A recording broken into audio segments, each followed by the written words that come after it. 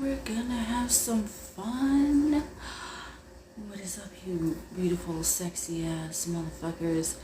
Thank you everyone for joining before anyone is even in the chat, because, you know, that's how we roll. We just give thanks for things. We call it the things that be not as though they were. And as you can tell by the name of this chat, Starships, I don't know what the fuck I'm going to talk about here, but as some of you saw on TikTok, I just posted that I am enjoying a beautiful buzz ball, and this is Choco Loco. So yeah, we're having a nice time here, and as usual, we're going to start off with the sermon, and the sermon is going to be about nothing exists. Okay, so the thing that, you know, a lot of individuals, when they come into this manifestation thing, it's like there's something that prompts them to be there, something that they want, something that they are perceiving from a place of lack, and then however they go down the rabbit hole, they go down the rabbit hole. What is up? We are warming up, guys, just getting started. Thank you all, my beautiful friends, for joining. I appreciate you all. We're just sermoning right now.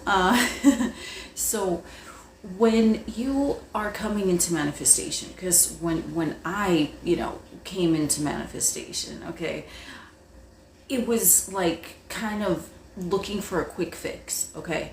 I'm not gonna lie, it fucking is, right? And that's where most individuals start with manifesting, but then once you realize that it's a lifestyle and nothing exists. Ooh, you're about to start cooking. Sherry, welcome to the chat, gorgeous. Good to see you. Hell yeah. glad to be some entertainment while you cook. Hell yeah. And when you come into this lifestyle, right, it's typically because you want something. But when you understand that manifestation is more than just I'm gonna robotically affirm for 10 hours, get the desire, right? It's like you're living it, you're breathing it, you're experiencing it every day. And the universe, as you want to call it, the 3D circumstance, is nothing more than a hologram, okay? So a hologram, as you know, is not solid. It can change shape depending on the angle that you look at it. Like I said in my last live, I believe, you are seeing different things in that hologram, whereas someone else can look at that same hologram and see something totally different than you're seeing, okay?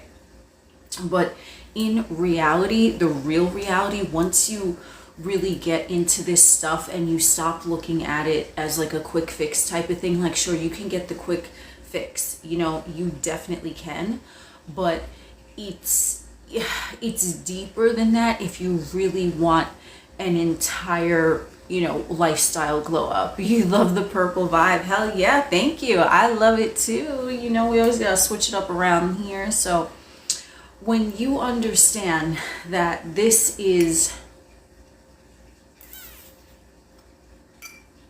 that made a noise. I don't know if you guys heard it. It sounded really perverted, but everything to me sounds perverted because that's my perception. But anyway, I'm just enjoying my Choco Loco, my buzz ball. Okay, so here's the thing.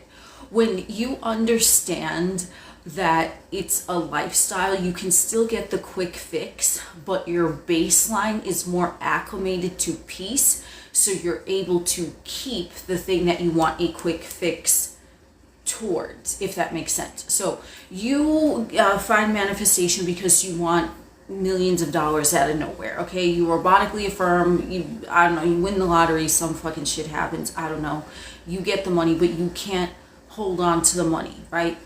And some individuals might call this identity shifting, which, you know, you can call it whatever you want, right? Because it's your reality. It doesn't really fucking matter what the words are. But the thing is, when you're going at it and you're robotically affirming or you're scripting out, you get the thing, but you didn't really change your lifestyle, a lot of times you're not able to keep the thing. And it's not because of anything where it's like, okay, you know, like you're worthy or deserving, because you are fucking worthy and you are fucking deserving. It's none of that fucking bullshit. Well, it's karmic debt. What? Bitch, get the fuck out my face, karmic motherfucking nothing, okay? If that's your belief system, then you're gonna, you know, That's what you're gonna encounter, right? Because you're saying that, okay? So we gonna throw. Ooh, thank you for the gift. I appreciate you. Ooh, lucky 777. Holler. Okay, so when you understand that it's a lifestyle and not just a quick fix, and you start to calibrate your physical vehicle, I just posted a video in my members section on the YouTube, okay? So I get really in depth on there, but I'll explain a little bit. And it's all about chemical reactions in your vessel, okay? So if you want like detailed science for it, I really recommend anything by Joe Dispenza, books, lectures, whatever the case is, okay? He really talks about these chemicals in your brain, which are your dominant state, and they're literally chemicals. Like I'm sipping a buzz ball right now. Sure, there's some chemical reaction going on, right? But you can also do this by thinking about something. Because if you think about something and you are judging, saying this thought is bad or this thought is good, and you think that way for a long enough amount of time, it's going to start to cause emotions that you perceive as bad or good, right? Because the thought always is the precursor of the emotion. The thought is the command. So when you're rapidly affirming for something and your dominant story about yourself is that you're broke, but you're manifesting millions of dollars, okay? You do win the lottery because your focus is saying, okay, you know, I'm a millionaire, blah, blah, blah. You win the lottery. But your identity, your baseline, the dominant chemicals that are in your system, in your nervous system, that's what they talk about. Like, I think they said it in this good one here. Don't you love how my sermons are all over the fucking place, but we always like segue and then we get back to where we started from, upward spiral. Cool. What the bleep do we know? I think the word is supposed to be fuck. I'll say it because ain't nobody else want to fucking say it. Fuck. What the fuck do we know? Okay, so in that, it's on YouTube for free, by the way. But if you watch that, I think it's Joe Dispenza, and he says neurons that fire together, wire together. You know, I'm sure a lot of you have heard this, right? So it's like, cool. Your baseline neurons, the nervous system, is calibrated at a certain frequency, okay? So you're either in fear or you're calm, right? And if you're in a place of fear, okay, and that's your baseline, but you're robotically affirming for $1 million and then you get the $1 million because the dominant chemicals, right, are fear. What's going to happen? There's going to be a whole lot of fears peppered in with that $1 million. So that's why a lot of times I've heard, and it's so common, and don't think there's anything wrong when you're doing this. I mean, you know, the only thing that's wrong, quote, quote, is that you never change your identity. You never change the dominant chemicals that are firing together in your nervous system, because your nervous system is the antenna that attracts you to the frequency of your desired timeline, and it moves you there, okay? It's the one that is getting the inspired action. It's a receiver. It's a satellite, okay? And it's a satellite that works two ways. So it's picking up the frequency of your dominant timeline where everything is perfect, but then, oh shit, your baseline, you feel like shit for the most part. So you get everything that you want, but you can't maintain it because your body is like, woo, like it doesn't know what the fuck to do because it's not used to it. So let's say I'm drinking. Cool, no problem. So right now I know that I mean, I'm not fucking sober. I mean, I'm not drunk. Ooh, I love that. Thank you. I appreciate the gifts. Thank you all. So I know I'm not sober right now. Am I drunk? No. Am I tipsy? Am I feeling a little nice? Yes. Okay. So my baseline right now, because I'm drinking, it's this exact same way that if you're in a dominant place of fear, it's that same chemical reaction. You're not in a place to receive fully and keep your desire because you're a little like, woo, you're not at that baseline, right? You're not sober, quote, quote. So if you are dominantly in a neutral place and you go in to robotically affirm, to like power up, because robotic affirmations, they do fucking work, okay? I ain't shitting you, okay? They do fucking work. But you robotically affirm, so you powered up whatever the fuck the thing was that you robotically affirmed for, but because you were already kind of intoxicated by those chemicals, and you could, this is a science, this is a science thing, right? Okay, you could look this up. As I said, Joe Dispenza, okay, if you want the science behind it. You know me, I talk in fucking metaphors, okay? Fun fact, Joe Dispenza, I remember when I saw him talking, like one of the first times that I came across his whatever lectures, teachings, I knew his fucking zodiac sign, because he was talking about quantum mechanics and he was using like sexual metaphors. I remember he said some shit like, it's like the universe is ejaculating. I was like, bro, you are such a fucking Aries, and I fucking knew it. So I had to look up his birthday, because you know I'll be into the zodiac, so this is a belief system, but I looked up his fucking birthday. He's a fucking Aries. Talking about quantum mechanics using fucking sexual metaphors. I mean, is that an Aries thing, or is that an Aries thing? You know what I'm saying? It fucking is. Because I do it too, so I said, that right there, Joe Dispenza, that's what I'm talking about, okay? So he has a lot of interesting content if you want the science behind it, okay?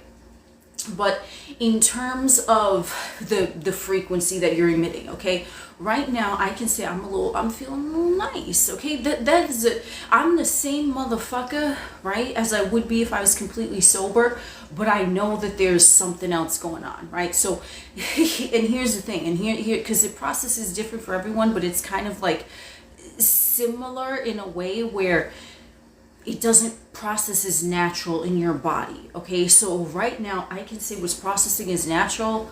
I'm on a TikTok live stream. There's no doubt, there's no like uneasiness. It's just that's what the fuck it is, right? So just like you guys, you're on a TikTok live stream too, right? So there's no question, there's no like woo, right? But if someone were to be like, are you sober right now? I'd be like,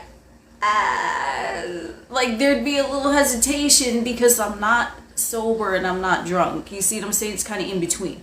This is why I'm using this perfect example, okay? I think I have another fucking video where I talk about drinking the Kool-Aid that's fucking spiked and shit like that. But either which way, when you are at a baseline and you're intoxicated by these chemicals, please, again, Joe Dispenza, he talks about the chemical things. It really is a fucking thing, okay?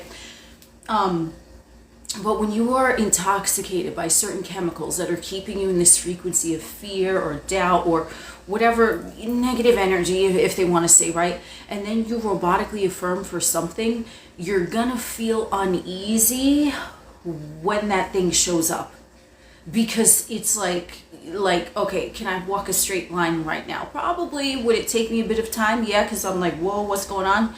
It's the same thing. This is the perfect fucking metaphor, okay? So you get the $1 million because you robotically affirm for it, but you're kind of like, okay, like you're swaying. You're swaying because you never adopted the identity of the multimillionaire. You just robotically affirm for it, but it's like there was shit left underneath that, okay? Underneath that, and all that is chemicals in your fucking brain, or not in your brain. I don't know how the correct terminology, right? I ain't a fucking scientist. I'm just a motherfucker who uses metaphors, you know what I'm saying? But it's like your baseline, it's like, I'm not sober right now, cool, but like that is the perfect thing. Like you're not totally into it, so there's something, it's like slightly different, where you got the thing, but now you're like, well, like I don't know if I could like walk this path in a straight line of being a millionaire, because you didn't calibrate fully to it, okay? And how you calibrate fully to being the thing that you want is to, number one, you know, robotic affirmations, yes, they do work, but you also have to train your nervous system to accept that new reality is safe and normal for you. This is why I recommend to individuals that I work with personally, wow, you see that fucking buzzball is going it's doing its thing, whatever the fuck, okay, but I love it. So what's happening when I tell someone, like, if they, if there's like a built up backstory in whatever area, I'm like, if you feel uneasy, and only you can know that, like, I don't know what the fuck else anyone is feeling, right? Only you know that because it's your reality. But if you're feeling any type of uneasiness, unsteadiness on your feet, right, that is the chemical reaction that you have been carrying as your baseline. Maybe in that area, maybe in every area. It really, it depends on the person. But it's like, that's your baseline, okay? So if your baseline is not at true neutral, then you could get the thing, but it's on a shaky foundation, if that makes sense, okay?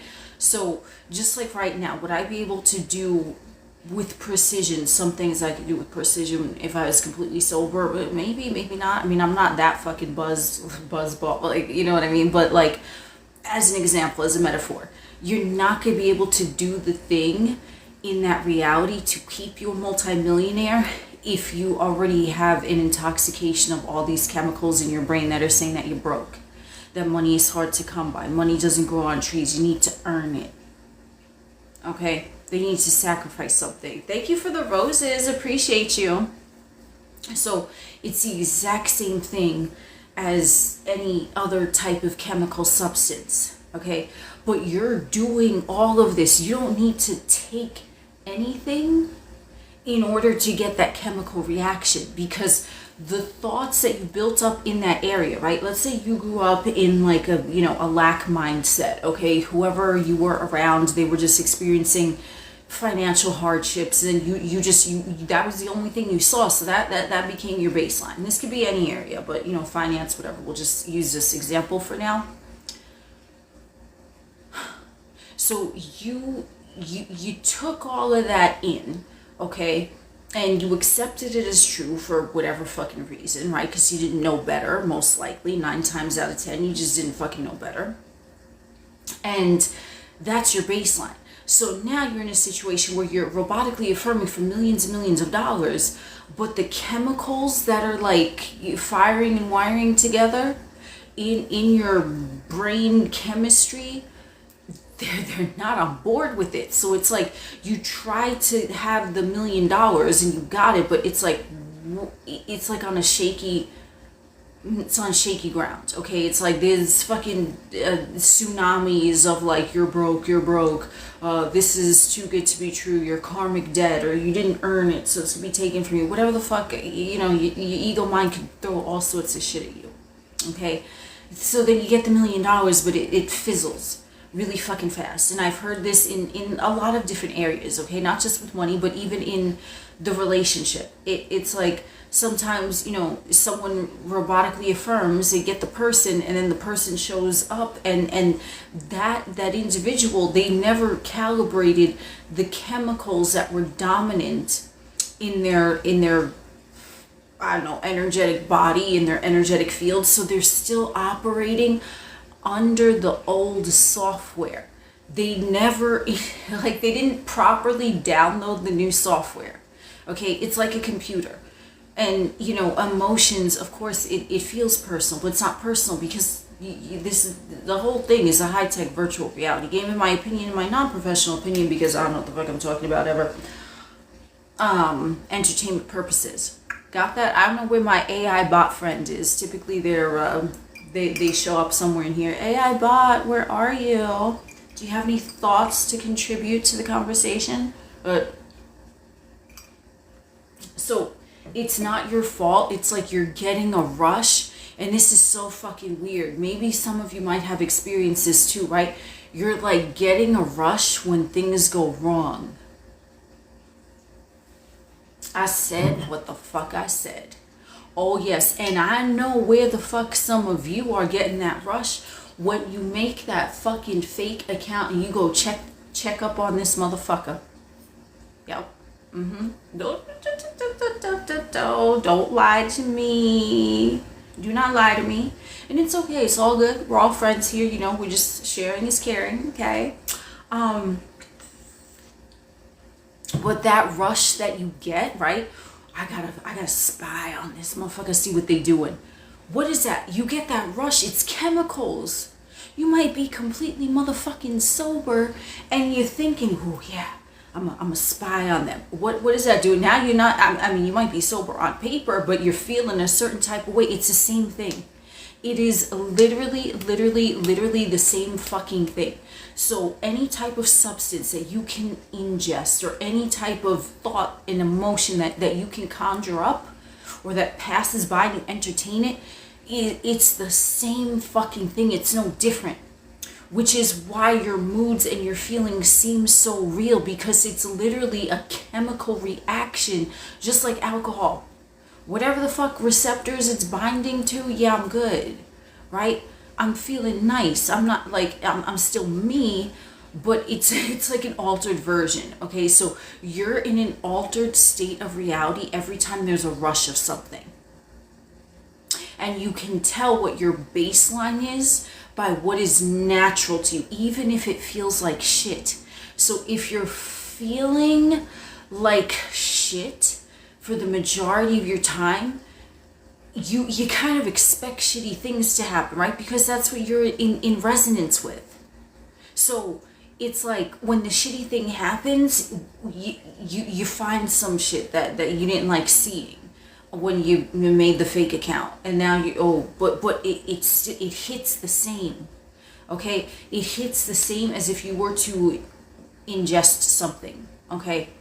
Drink something, inject something, like it's hitting you the same, because it's the same chemical. Maybe not the same chemical, but you know what I mean. It's the same type of chemical reaction in your brain. So you can be literally addicted to feeling like shit. And that's why a lot of individuals do not maintain their desire, because that old identity, because there's so many emotions tied in with it that are they're hitting you, okay? It's like you're getting a rush every time. So it's like I'm feeling buzzed right now by the buzz ball, but imagine like you're looking at from the burner account, and you found some shit that you didn't want to see. You're still gonna get a rush. It might be a rush that feels like shit, but you're still doing it because you're used to those chemicals. So your body, your nervous system is now looking for those chemicals as a quick fix, and that's why you do it. And this is what Joe Dispenza says about breaking the habit of being yourself. Because if you're so in the old identity where you're feeling like shit, because the emotions seem strong, you're identifying with the emotions, okay? And it's causing a chemical response in your brain that's saying, okay, yeah. So you might know that doing something is bad for you, okay? But you still do it because you're addicted to it on some crazy level. Because it's like, you're like, how can I be addicted to an emotion? It sounds wild, right? Because you're not doing anything, okay? And this is, I don't care what anyone does. I don't care if you're sober, if you're not sober. I don't care if you, whatever the fuck it ain't my business, right? You do you, okay? But this is just a comparison to say that it is the exact same thing as if you're taking some shit and you're expecting it to make you feel better. Even if the thing that you're taking actually makes you feel like shit, you're gonna feel better in that moment when you make the fake account. You see, I knew it. I knew they were fucking that motherfucker over there. Now I have proof. And okay, so what now? You know what I'm saying? Like it's like at what point do you get tired of your own bullshit, being addicted to negative fucking emotions and negative thoughts? And in my opinion, okay, anxiety is an addiction to negative thoughts, okay? And in my opinion, depression is an addiction to negative emotions. Okay, now there are two different things in my non-professional for entertainment purposes, but there's something going on there, okay? You get anxious, oh shit, like the immediate thing is like, oh, right? If you're depressed, it's an emotion, like, oh, woe is me, the same shit, but it's causing the same chemical reaction. Okay, so you become almost dependent on whatever topic it is in your mind or whatever emotion that is. So you become, I'm like the kid that I don't even see what's going on. So you become addicted to whatever that thing is, not because you want to, not because it feels good, but because there's a literal chemical reaction occurring that's saying, give me more of this, because they're used to it.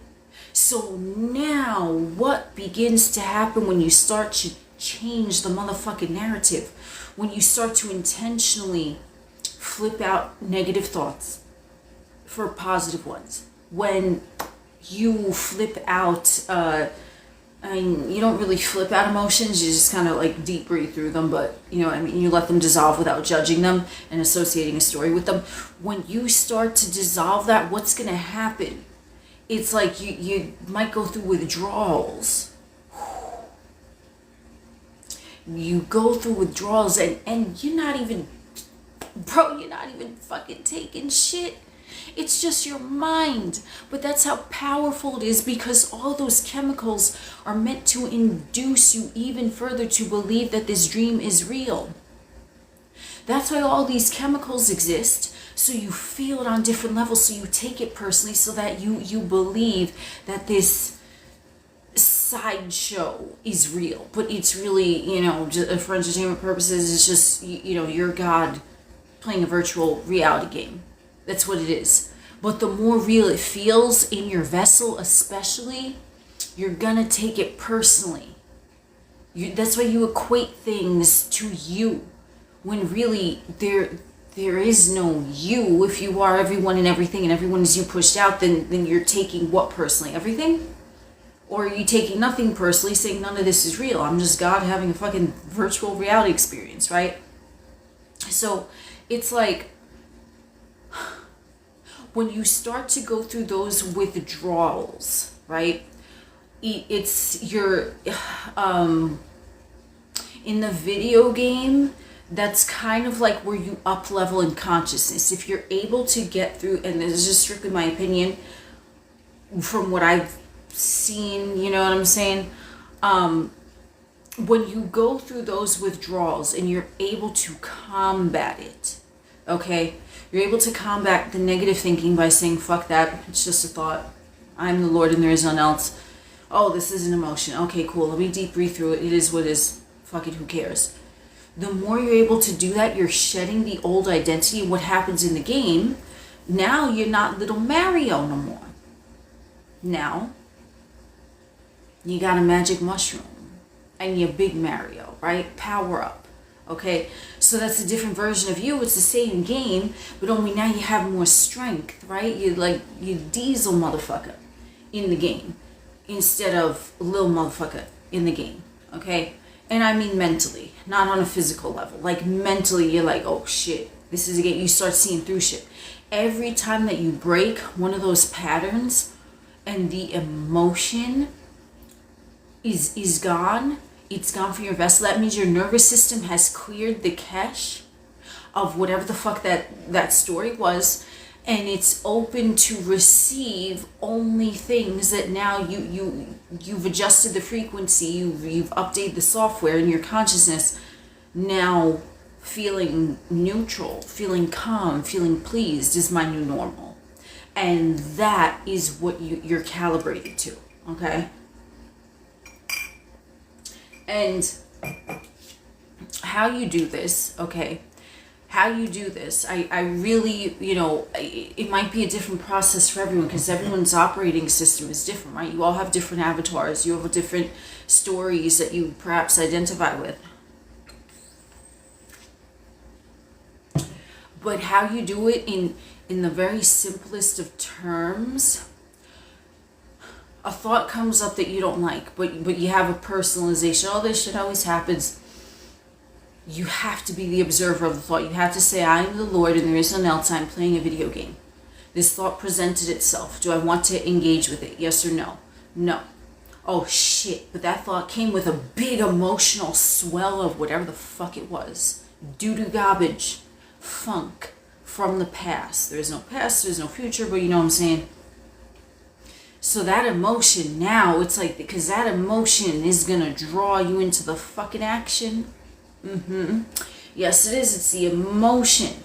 But if it's an emotion where you feel like it's like life or death type of shit, you have to do something now or else something is gonna happen. Oh shit, look at my AI friends. I see, I was looking for you. Now you show up, right? Discussing addiction to negative emotions as a chemical reaction. Well, thank you. Thank you very much.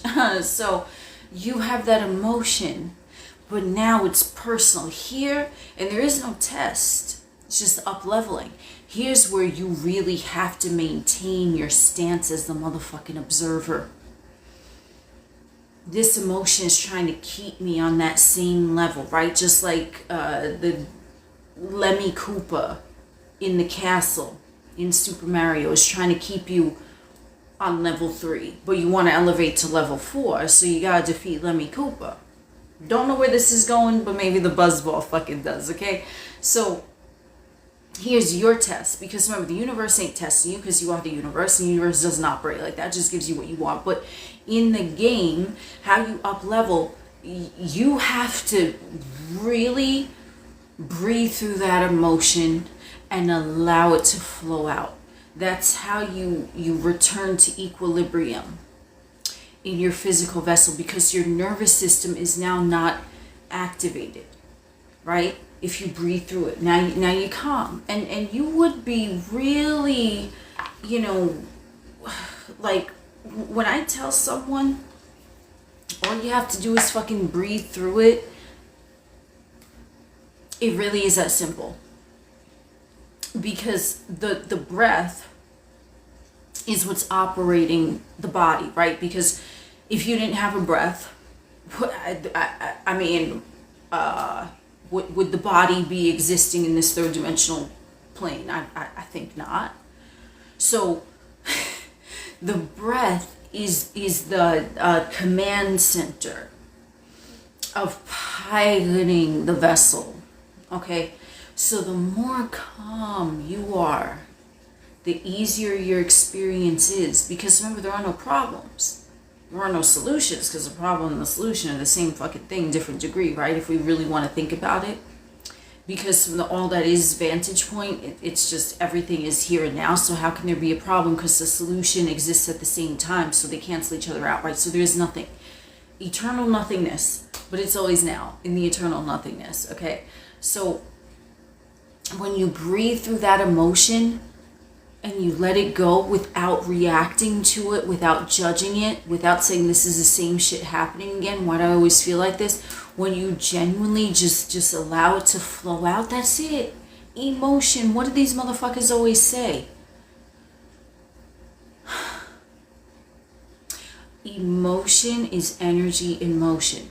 It's just shit from your energetic field that wants to flow out. So by all means, don't pretend that you don't feel an emotion, because if you're stifling it, it's like you trying to keep a whole bunch of emotions in a tiny little jar, and you keep putting the cap on the jar. You keep putting the cap on the jar, but these emotions are in here and they're boiling and they're roiling and they're rolling around and they're whatever the fuck they're doing. Okay, they have an orgy in there. All the emotions that you stuffed into that little jar. Now, because they have an orgy, they were fucking breeding like crazy, and now there's a whole bunch of motherfuckers in there that you didn't even fucking see coming. Okay, and out of nowhere, the tiniest thing could happen. Okay, like let's say, I don't know, someone cuts you off, and you flip the fuck out, and it's like, whoa, where did that come from? It didn't come from that one isolated instance, because you stuffed all those motherfucking emotions down into that jar, and they festered. They festered. They were orgying up in that motherfucker. And then boom, they exploded. And that's why motherfuckers, like, see, it's so interesting for me when I observe motherfuckers, okay? And of course you can say, well, it's my own perception. Fine, it's my own perception, but whatever. I just fucking see what I see. And when someone has like an explosive reaction to like nothing, I'm like, God damn, you have a lot going on, don't you? Because something minor should not bother you. Something major should not bother you. Because remember, there's no minor, there's no major. It's just your perception. But like if the tiniest little thing sets you off, oh, you have a lot of shit going on. And likely your baseline is not calibrated to the place of peace and harmony that you want from your 3D experience, you know? So you want to keep that in mind, to never stifle emotions, because you're going to have some weird raunchy explosion perhaps, and then you're going to be fucking embarrassed, and it's just, you know what I'm saying? So when an emotion comes up, whether it's anger, sadness, guilt, whatever the fuck it is, I don't know, okay? Pick an emotion. Everyone is different, right? So you would just breathe through it, and you're not going to judge it, and you're not going to identify with it, and you're just going to breathe through it, and you're going to relax. So first you switch the thought, oh, here's an emotion, I'm not going to personalize it, let me just look at them neutrally. That's how you up level in the game. There's no tests. But to up level in consciousness, to really be at the baseline where you can have the calibration of your dream life, so to speak, what you have to do is every time it comes up, you just breathe through it and let it go. And this is what I tell everyone. Whatever the fuck you doing, when you feeling fine and dandy, sure, continue to do that, right? But it's in those moments where you feel triggered that are the most important for implementing true change. That's how you change the algorithm, because you're changing what your nervous system is calibrated to and picking up and deems as familiar. That's it. So your nervous system is like the satellite. It's just constantly, you know, it's sending, receiving, sending, receiving, sending, receiving. It's just, that's what it is, right? But if your dominant experience is calibrated to something that you perceive as unfavorable and you perceive feels like shit, then your quote test, if you even want to call it that, is in those moments where something comes up. You don't feed it, okay? Because what is that saying? There's two wolves or some shit. Which one wins? The one you feed. Don't quote me on that. It's something similar. You know, we don't do specifics around here, but so if you keep feeding that emotion is gonna get bigger, right? You keep feeding the anger, you keep reacting, it's gonna get bigger. Then that's gonna be your baseline. So then you're manifesting millions of dollars, but your baseline, you're always angry. So you're not going to be able to keep it, because you're in essence, you're going to be angry about the $1 million. And you're going to say, why the fuck did I ever manifest this, right? Because your baseline is anger. So your nervous system, it's like anchored to that.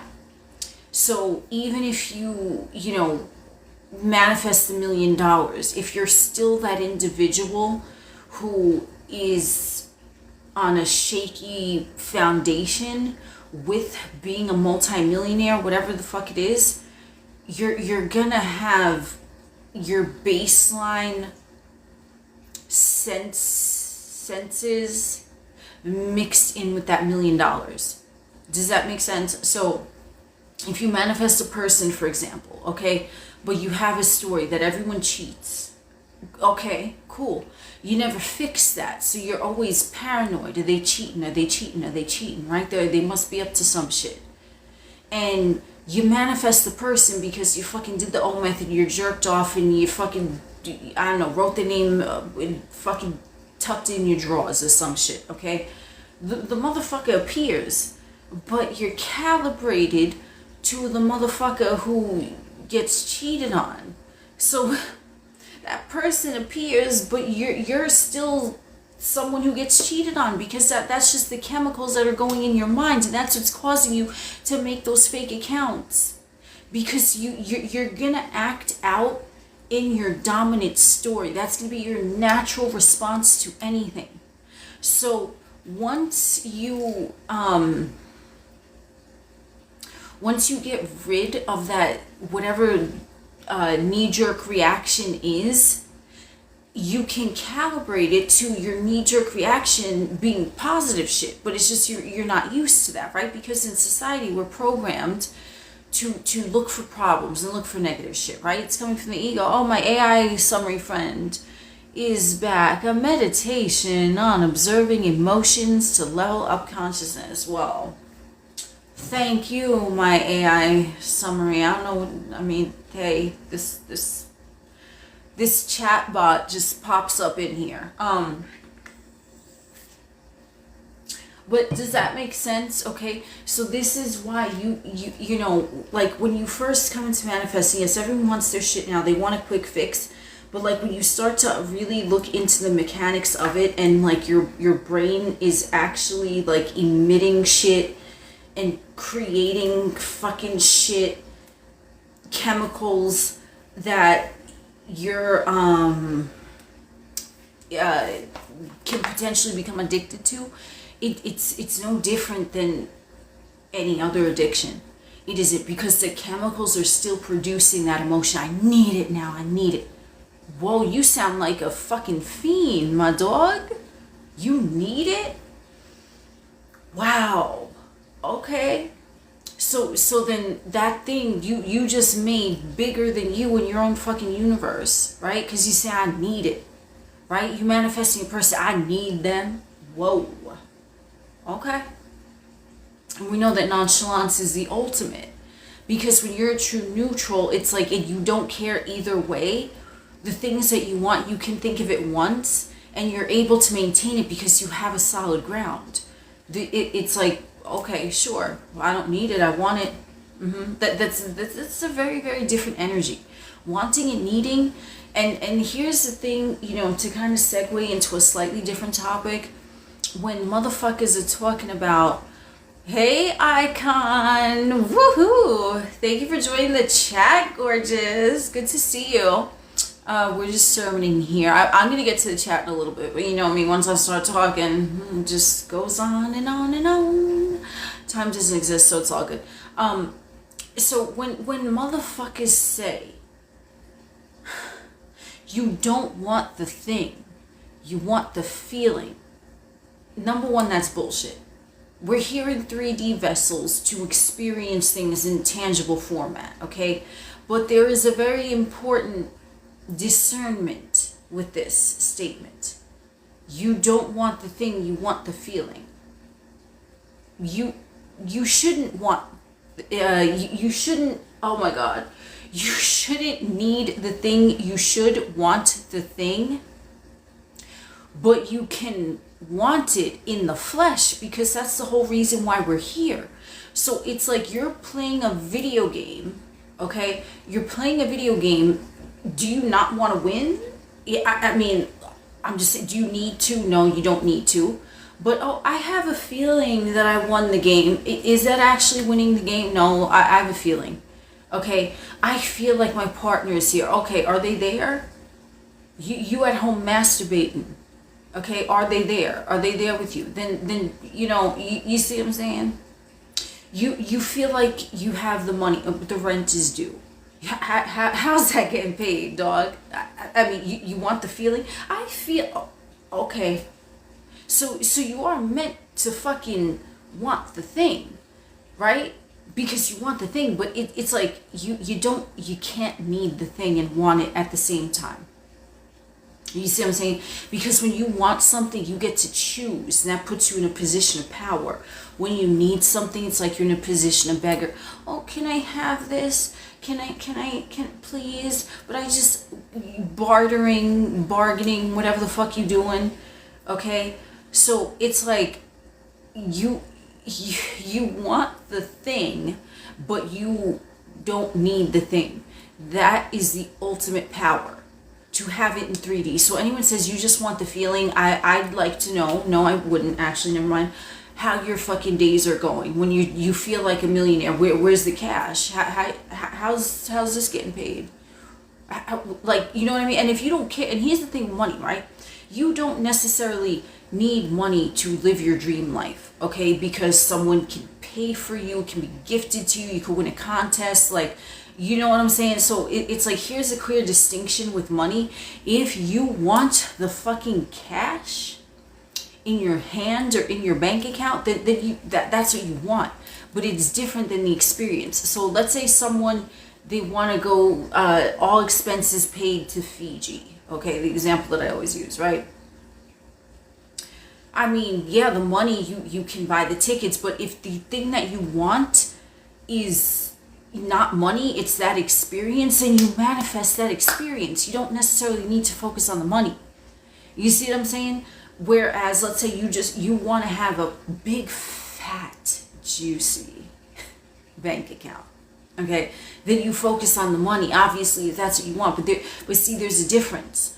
But in wanting and needing gives desperate energy.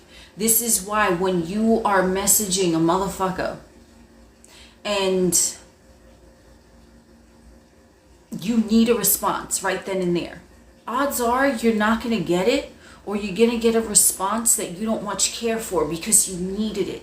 So what were you emitting chemically? I don't have it. Oh, but the ego is trying to force you to do something because you're programmed and trained from an early age that you have to exert physical action in order to get something. So you did it, and then you ended up disappointed because you needed it. Whereas if you just say, I want this motherfucker to message me, they will. But that's it. And then they fucking do. Do you see the difference? So you want the thing. You don't want the goddamn fucking feeling of the thing. Fuck you and fuck your fucking feelings. Okay? Feelings don't matter.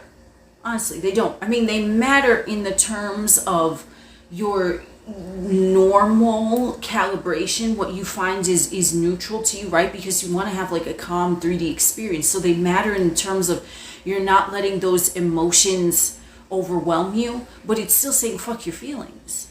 Because, oh, fuck you, negative emotion, you're coming up, what the fuck you trying to do here? I'm gonna breathe you out. Fuck your feelings. Feelings are not what is manifesting, is your dominant state of being. So if you're dominantly feeling like shit, it's not that the feelings are manifesting, it's that that's where you placed all of your weight on this end of the scale. So what's gonna win? Think about it. Like, this end of the scale is like, that shit flew off the fucking scale at that point, okay? So you're dominantly in that state anyway. It has nothing to do with the feeling, because you could be dominantly feeling good and your 3D literally looks like nothing is happening, and you don't give a shit because you don't need the 3D to do anything. You would want the 3D to do something, and you expect the 3D to fucking shift, right? Because you've shifted, but it's not your fucking feelings. So your emotions matter in terms of you don't want them to knock you off balance, right? So if an emotion comes up that you don't like, you breathe through it. The same thing, if you're too fucking excited, you hyping a motherfucker up, you a motherfucker groupie. Excess Potential, Reality Transurfing, Vadim Zealand, excellent book, okay? But if you hyping a motherfucker up, oh my god, this motherfucker texts me, what you doing? You get fucking jizz your drawers because the motherfucker texts you what you doing? I like, really? Really? Okay, what is that? You're in a place of need? Oh my god, they text me. Oh, you good, bro? Are you okay? Is that what you wanted? You just wanted a text message? You know what I'm saying? Like, come on. That right there is still desperate, because you got like the tiniest breadcrumb and you hyping it up. So to be neutral is to be like, well, your end goal is they're committed to you. So of course they're texting you, what are you doing? You know what I'm saying? Like it's your expectation that manifests. In my opinion, more than anything, it's what you expect to happen. Is what you expect is where you've dominantly been calibrated. Like I said in the beginning, with all these motherfucking chemicals, you're calibrated there. Ooh, thank you for the gift. Appreciate you. So if you're calibrated at, you know, a place of need or lack or whatever the case, then yeah, you're gonna be hyped by what you do in text message, because you weren't expecting that. You were expecting the motherfucker to ghost you. So yeah, it exceeded your expectations to an extent, which is a good thing. But like, if you're overhyped on that and you don't just want a text message from that motherfucker, why are you doing that? Why are you getting hyped? My AI summary friend says, discussing the difference between wanting and needing and manifestation.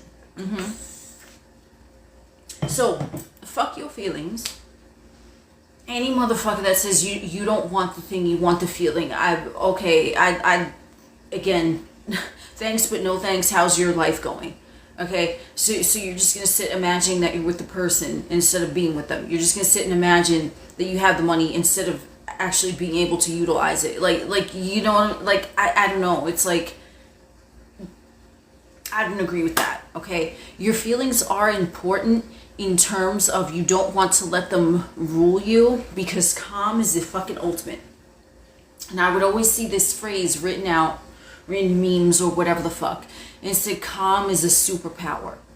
And I really didn't understand what that meant until I really started getting fucking, you know, titty deep in manifestation.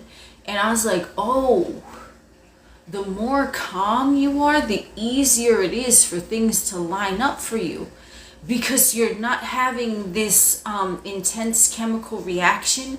Because an intense chemical reaction, you get too excited, you get too anxious, they're both pushing the things away. Too much excitement, it pushes it away. Too much anxiety, you're pulling it away from you. It's getting pulled, right? So it's like the perfect balance. You have to harmonize yourself. This is my opinion. This is what I'm just saying. You know, you have to have a dominant expectation that things are always moving to your benefit. Everything is always working out perfectly for you, better than you could predict or expect, without an exact specification of that expectation. So if you're saying, this motherfucker is going to text me at 22:02 on the evening of whatever this day is, okay, that's it's like, well, you doing the most, man. Like goddamn, they could have texted you like 3 seconds ago, but you had to go in with that full fucking story. You know what I'm saying? So it's like, you have a general expectation that things always go your way. You keep it fucking general, okay? You always get what you want. You don't want anything, because anything that you can want or need is always presented to you before you even think about it. That would be your dominant expectation. You don't need anything because the thing is always handed to you before you even know that you need it, right? You don't necessarily want anything. You're choosing timelines. Oh, I'd like to participate in this timeline. Okay, cool. But I'm okay if it doesn't happen to. It is what it is. You know, I'm good either way. Like, when you are true, when you're true neutral, and this I always fucking talk about this, true neutral, okay? When you are truly neutral and you don't give a shit, that's when the thing happens. That's why, like, so many times you could be sitting there manifesting something for fucking years sometimes, and the thing doesn't happen. And when does it happen? In the moment that you're looking an entire different direction. Because how the matrix operates, it's like you're not gonna know the best and easiest way for that thing to get to you, because the only place that you can even hypothesize how that thing can get to you is through the lens of logic. Logic means jack shit in the manifestation community. It means jack shit, because that's not how it works. So you can think, yeah, I'm going to go and play the lotto, and then that's how I'm going to get the $1 million. Oh, yeah, logically on paper, that makes sense. Okay? But that might not be the easiest way for you to get the $1 million, but you don't need to know that. And that's one of the mysteries that, in my opinion, you just want to leave the fuck alone. You just want to leave it the fuck alone. Why are you trying to figure out shit that, like, dog, you ain't trying to figure out how the Amazon delivery got to you. You didn't give a fuck who packaged it. You didn't give a fuck who put the label on the package. You didn't give a fuck who delivered it to you. All you cared about was, that's the shit that I ordered. Okay, cool, it's coming. Ding dong, it fucking arrives, biatch. Oh, here's my puzzle piece. I was just thinking, I was like, where's my puzzle piece? I can't believe I was talking for a fucking hour, but time doesn't exist. So, why are you trying to overly strategize how the fucking thing is gonna come to you? Right? How, or I should say, actually, you go to it because your body is the one traversing the 3D plane. The thing isn't coming to you. That timeline is inactive until you activate it, right? And then you start having this little relationship with that timeline, right? So, you trying to strategize and you get caught in the fucking middle, like, how's it gonna unfold? Are you romanticizing the unfolding when you really should just be in it? Now, what is an example of thinking of compared to thinking from? This would be all over the place, but it's all good. It's how we roll. Okay? Mercury in the 3rd house. I hope that's 3 fingers. Yes, it fucking is. We just all over the place. We jumping. Thinking of, wouldn't it be nice if I get an all expenses paid trip to Fiji? Wow, that would be so amazing. I don't think that will ever happen. Thinking from, yo, I went to fucking Fiji, bro. I didn't even know how that shit fucking happened, but it just fucking landed in my lap and I fucking went with it. I went fucking first class. I went to Fiji. I had the best motherfucking time. Look at my pics. That's the difference. You see what I'm saying? Like, if you're thinking of the thing, it's kind of like far away from you. You're not being the person that has it. You're being the identity of the motherfucker who's wishing for it, who's hoping for it, who's praying for it, who's asking for it. And how to pray motherfucking properly. They even fucking say this in the fucking Bible. Like, you don't fucking pray by saying, please, please, please. You pray by saying, I calleth those things which be not as though they were. You call the thing as if it's already there. You are the Lord.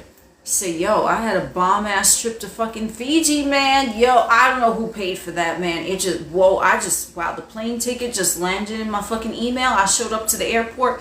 Oh, shit, it was a first-class ticket, too. And I stayed on the fucking overwater bungalow, whatever the fuck. I don't even know if they have those in Fiji. I know they have them in, like, Maldives and shit. But they probably do have them in fucking Fiji. You know what I'm saying?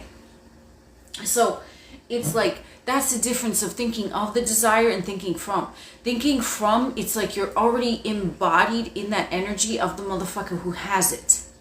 That's what it is. Thinking from, I mean, don't mind me, y'all. I had a fucking buzzball. Thinking from the desire. You've embodied it successfully, right? It's already yours. You claim ownership over the thing. Thinking of it is like, well, wouldn't it be nice if that happens? But I don't think I could ever have it. And don't get me wrong. There is sometimes that you could just think something loosely and be like, wouldn't it be nice if I got an all expenses paid trip to here or there or whatever the fuck, right? And then it happens. But see, the thing is, why that was able to easily manifest is because you didn't have a contradicting backstory to it. So anything that you have a contradicting backstory to is likely gonna take a longer amount of linear time. Just because that contradicting story is weighing you down. It's slowing things down. So think about it, okay? You are a good metaphor I could use is, let's say you know those weights that they have like Velcro and you put it around your ankles when you're working out and shit, okay? So you having a contradictory backstory compared to someone who doesn't, okay? Motherfucker A has a contradicting backstory, motherfucker B does not. Motherfucker A has these weights on their ankles and they're walking towards the thing that they want, as is motherfucker B, who doesn't have a contradicting backstory. They have no weights on their ankles. They're both getting there. They both can have the thing. But who's gonna get there first? It's motherfucker B. Because they don't have the weights on their ankles. So it's like you're moving there no matter what. Whether you have a contradictory backstory, whether you don't, whether you believe it, whether it doesn't even matter, honestly, if you believe it. If you just say, yo, this is what I want, and you just don't override it, I mean, it'll fucking happen as long as there's no contradictory backstory.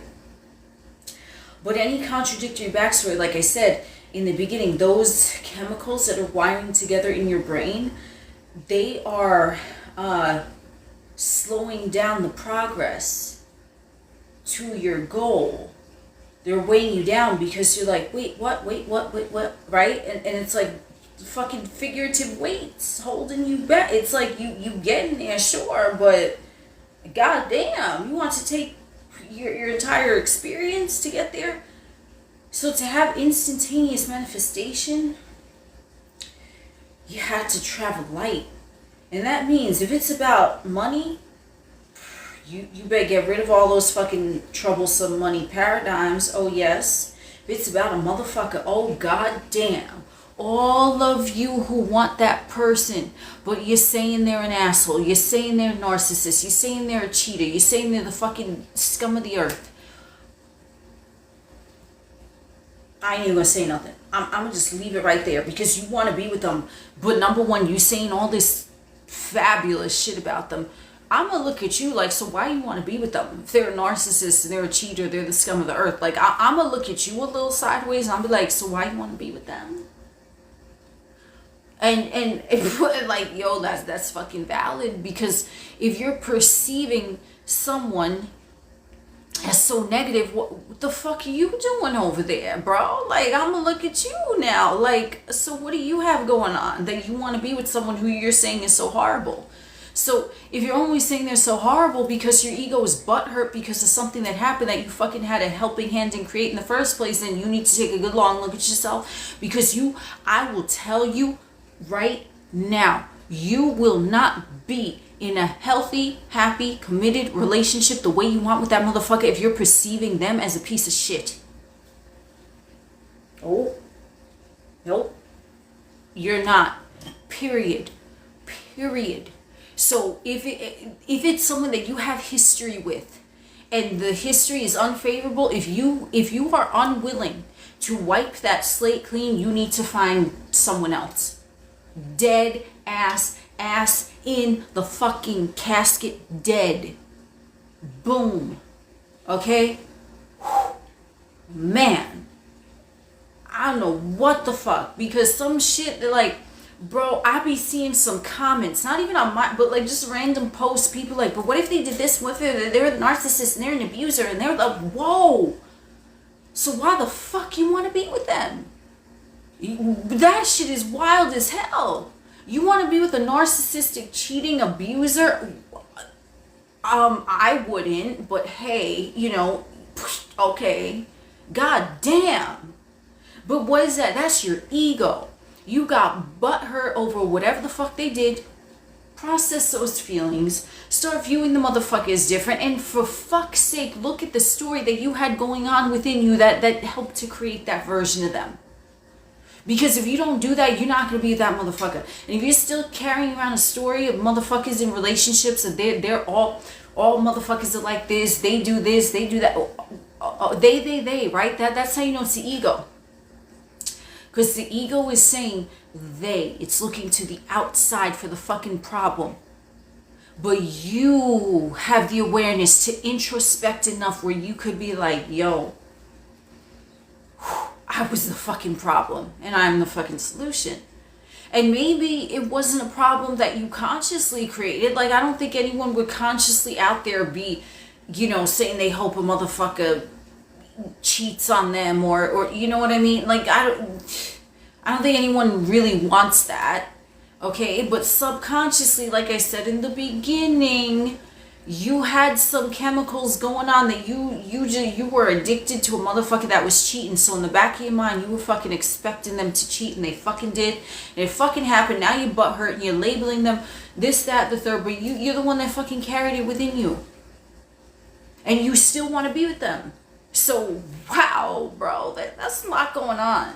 Okay, this way, you know, if someone is on that level where they are refusing to see how they had a helping hand in creating that shit situation, I don't think they're going to get the person. Not because they can't, but because they're just refusing to break out of that identity of someone who gets cheated on, someone who gets ghosted, someone who gets abused, right? They're in it. They're in it to fucking win it, unfortunately. Okay? So, number one rule of a person manifestation is like, shit, bro. Like, how are you perceiving them now? Because if you ain't got no kind words to say about this motherfucker, you need to reevaluate yourself, because why you want to be with them then? Like, I'd be confused as fuck. I'm like, they're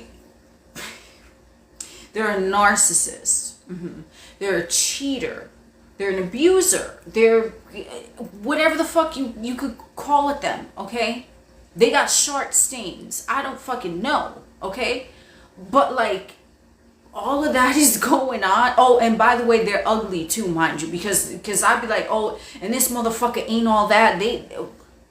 So why you want to be with someone who you perceive as that? Holy shit. What's wrong with you? You want to be with someone like that? Because that's how motherfuckers literally describe the person that they're manifesting. And I'm like, holy motherfuck. If you do get them, wow, bro, you can get some Frankenstein ass shit where it's going to be everything that you specified, but like twisted around in some weird stew of fucking funk, because you're perceiving them as unattractive, as a narcissist, as they ain't all that. They can't have a conversation. They fucking chew their fucking gum funny or whatever the fuck it is. Like, goddamn, bro, you rip this motherfucker to fucking shreds and you want to be with them?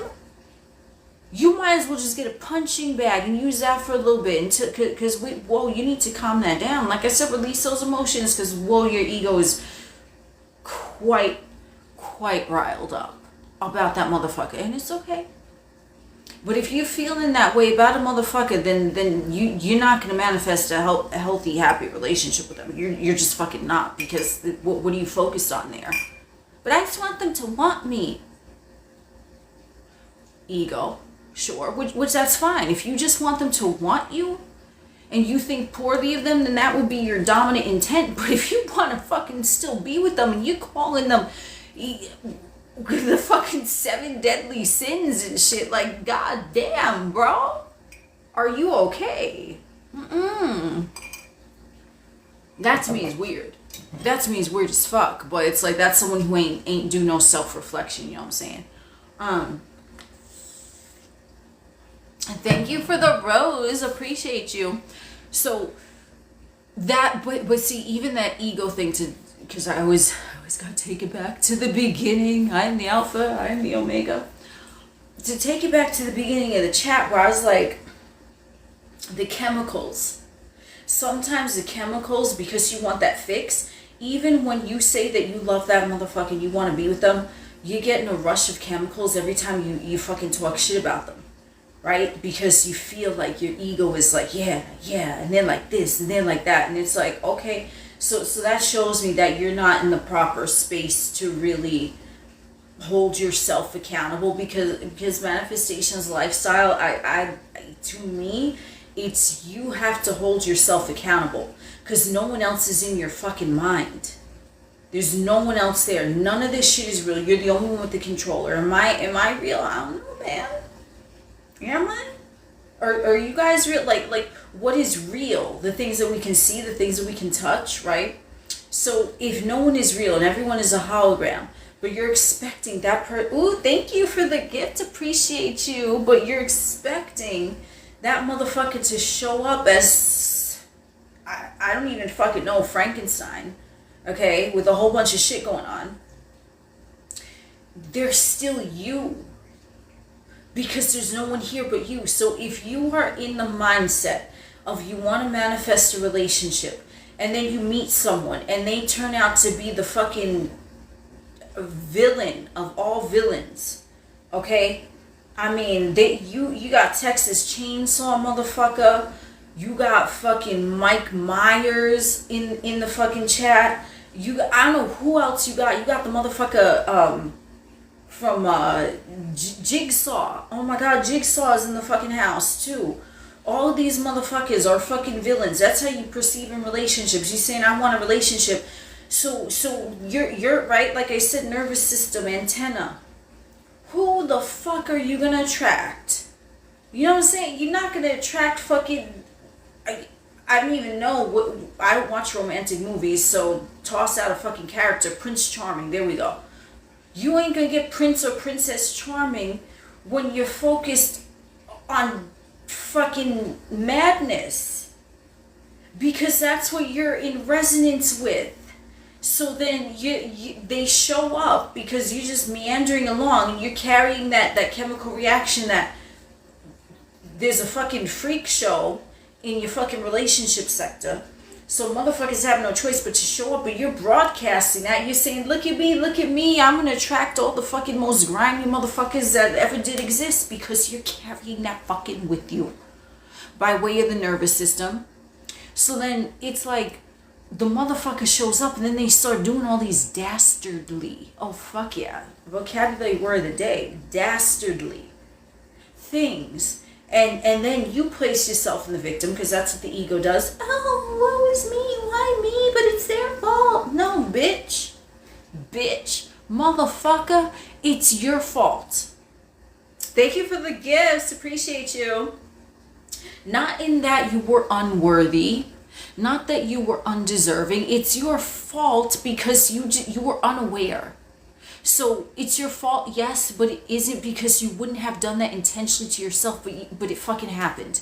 But now you have the knowing to be like, oh shit, what the fuck was I thinking leading up to that?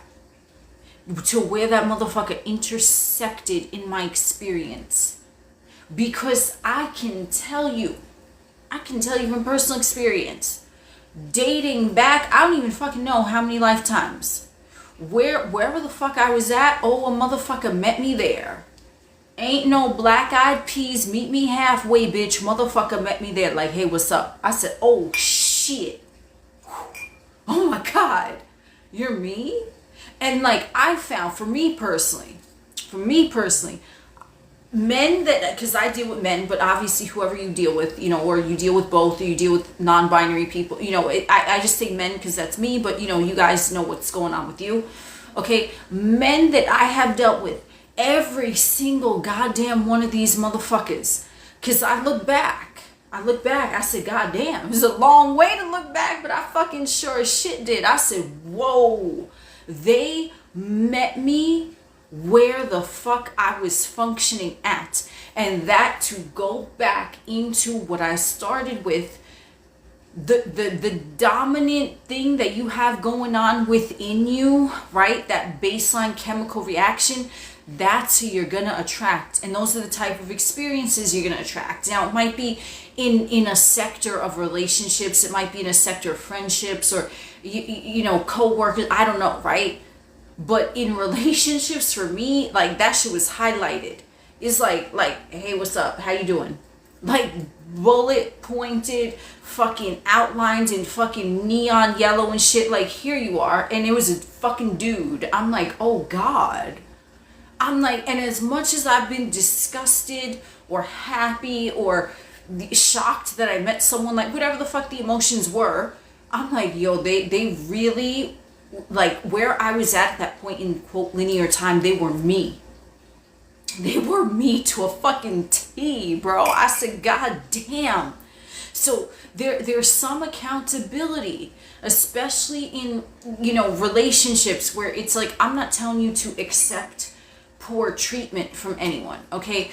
What I am telling you though is that what did you have going on within you to, you know, create that, okay?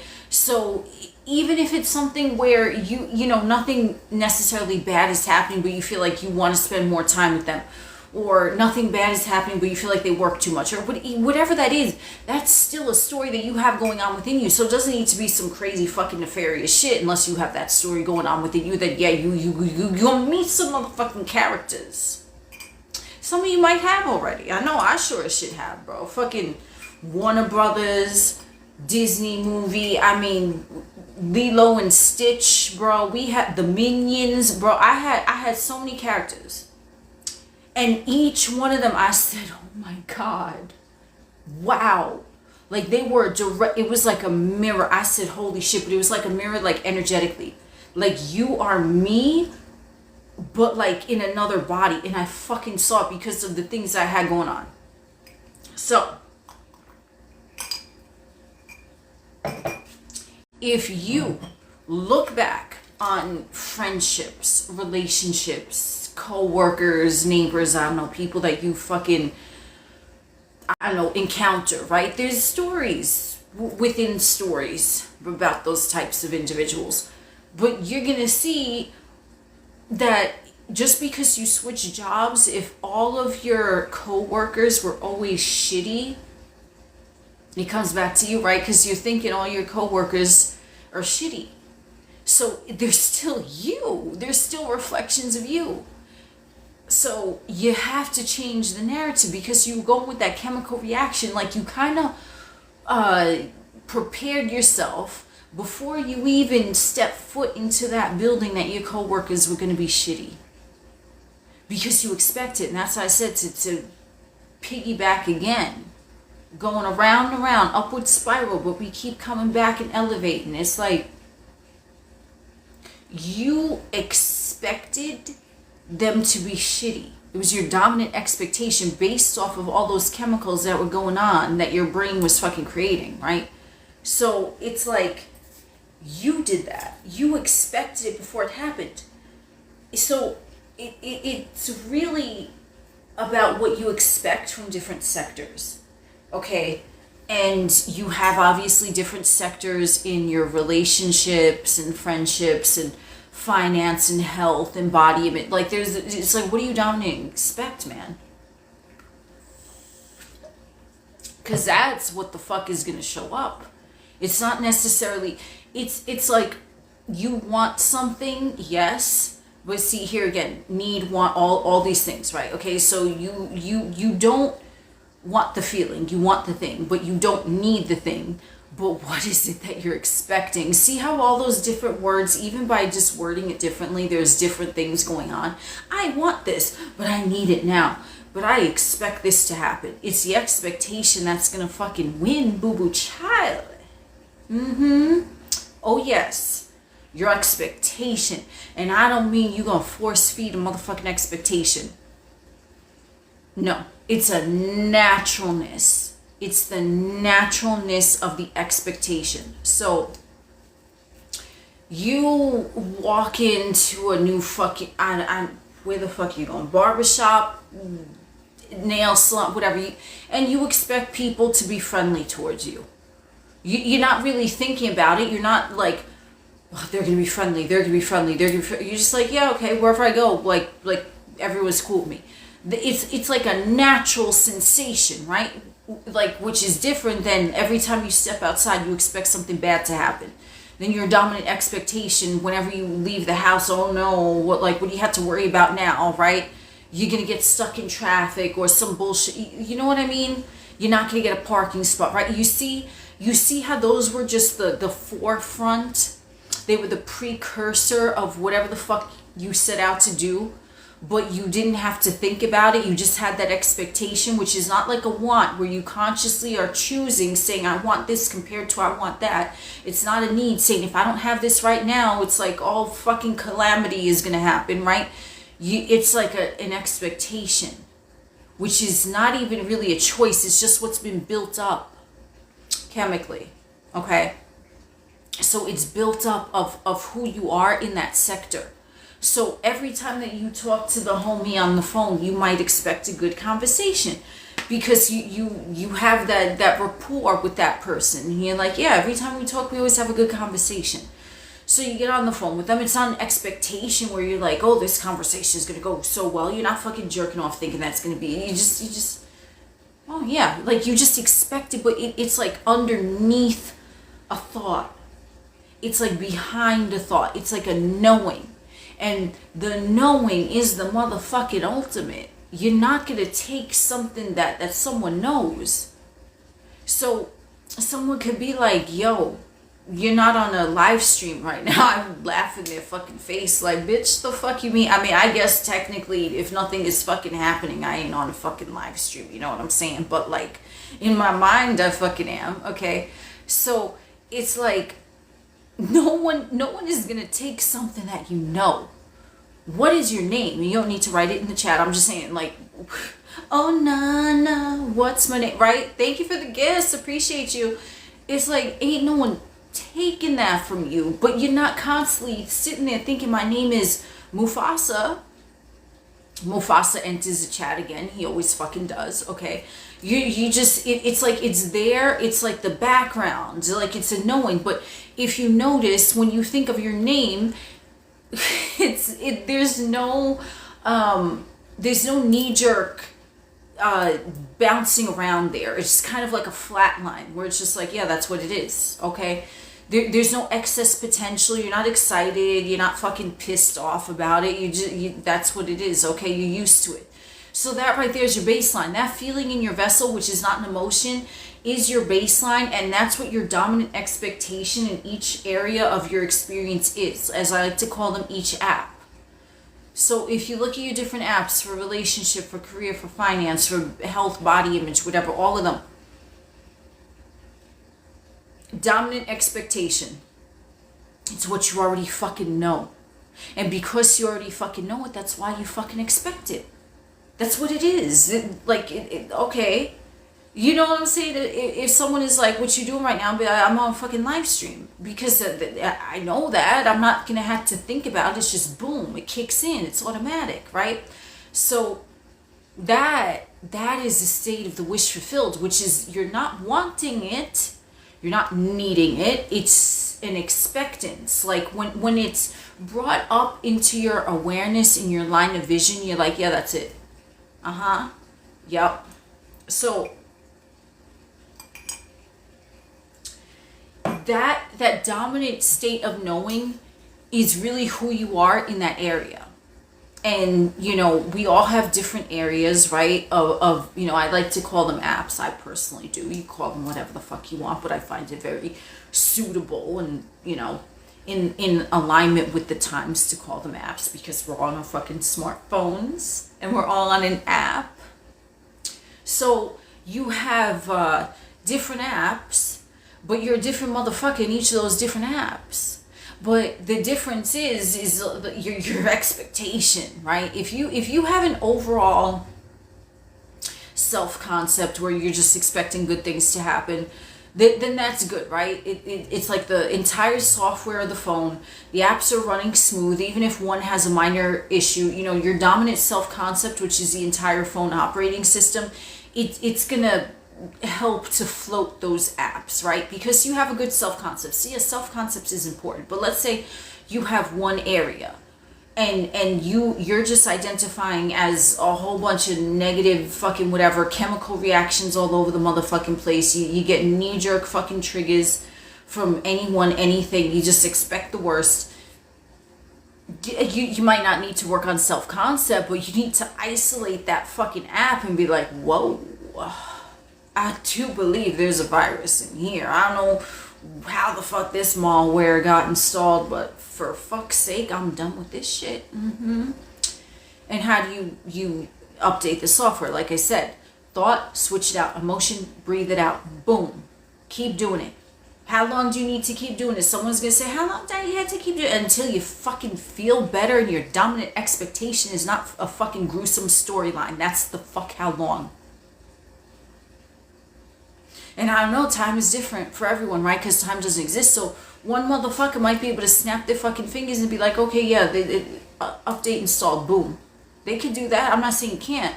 But if you can't do that, then you gotta fucking keep at it. That's what they say, persist. You persist in the new story. You persist in that things are just going well for you. That's all. Thought, don't like. Exchange. Emotion, don't like. Breathe through it. Do not identify with it. Do not ever identify with thoughts and emotions. Thoughts and emotions are fucking tools. That's why you're not fucking identifying when you're looking at the fucking Google search bar and saying, I'm typing me. What? You're not seeing the search results in the Google whatever image search or whatever the goddamn fuck it is and saying this is me. It's neutral. You're like, this is a tool for me to help find out the information I want and how to obtain it if necessary, if I want to. But you're personalizing shit. But, you know, part of the parameters of the game is like, yeah, you kind of feel like things are personal because it makes the game feel more real. But you really, to operate above and beyond the game as like a God state, you gotta not look at the fucking tools of the fucking physical vessel. Thoughts and emotion, they're tools. You can't say that they're you. You can say this is a tool that I have the ability to utilize, right? When you're making IKEA furniture, when you assembling it, I love assembling IKEA furniture. I fucking love it. I really do. I get off on it. Okay, I sometimes, you know, do things. No, I don't. I'm just joshing with you. No, I don't. I don't do things with my IKEA furniture. Okay, not like that. I do things on them maybe with another willing participant, but anyway, so I love assembling IKEA furniture, right? Because I'm like, wow, this is a great use of my fucking imagination. So I get out like a mallet, I get out a fucking hammer, I get out fucking Gorilla Glue and all this shit, and I'm like, oh man, this is so much fun. But I have the awareness, like, yeah, I have the tool, the hammer, the fucking mallet, the fucking Gorilla Glue, and I'm just putting pieces together. It's a tool. But I'm not saying I am the hammer. I'm saying this hammer is here to serve me and to help get what I want. You know what I'm saying? I love IKEA. I love assembling IKEA furniture. I don't give a fuck what no motherfucker says, because I see memes about that shit. And like literally the fucking, like the instructions for the IKEA furniture, it'll be like some outline of a cartoon figure and he'll be pointing at like a fucking chair leg.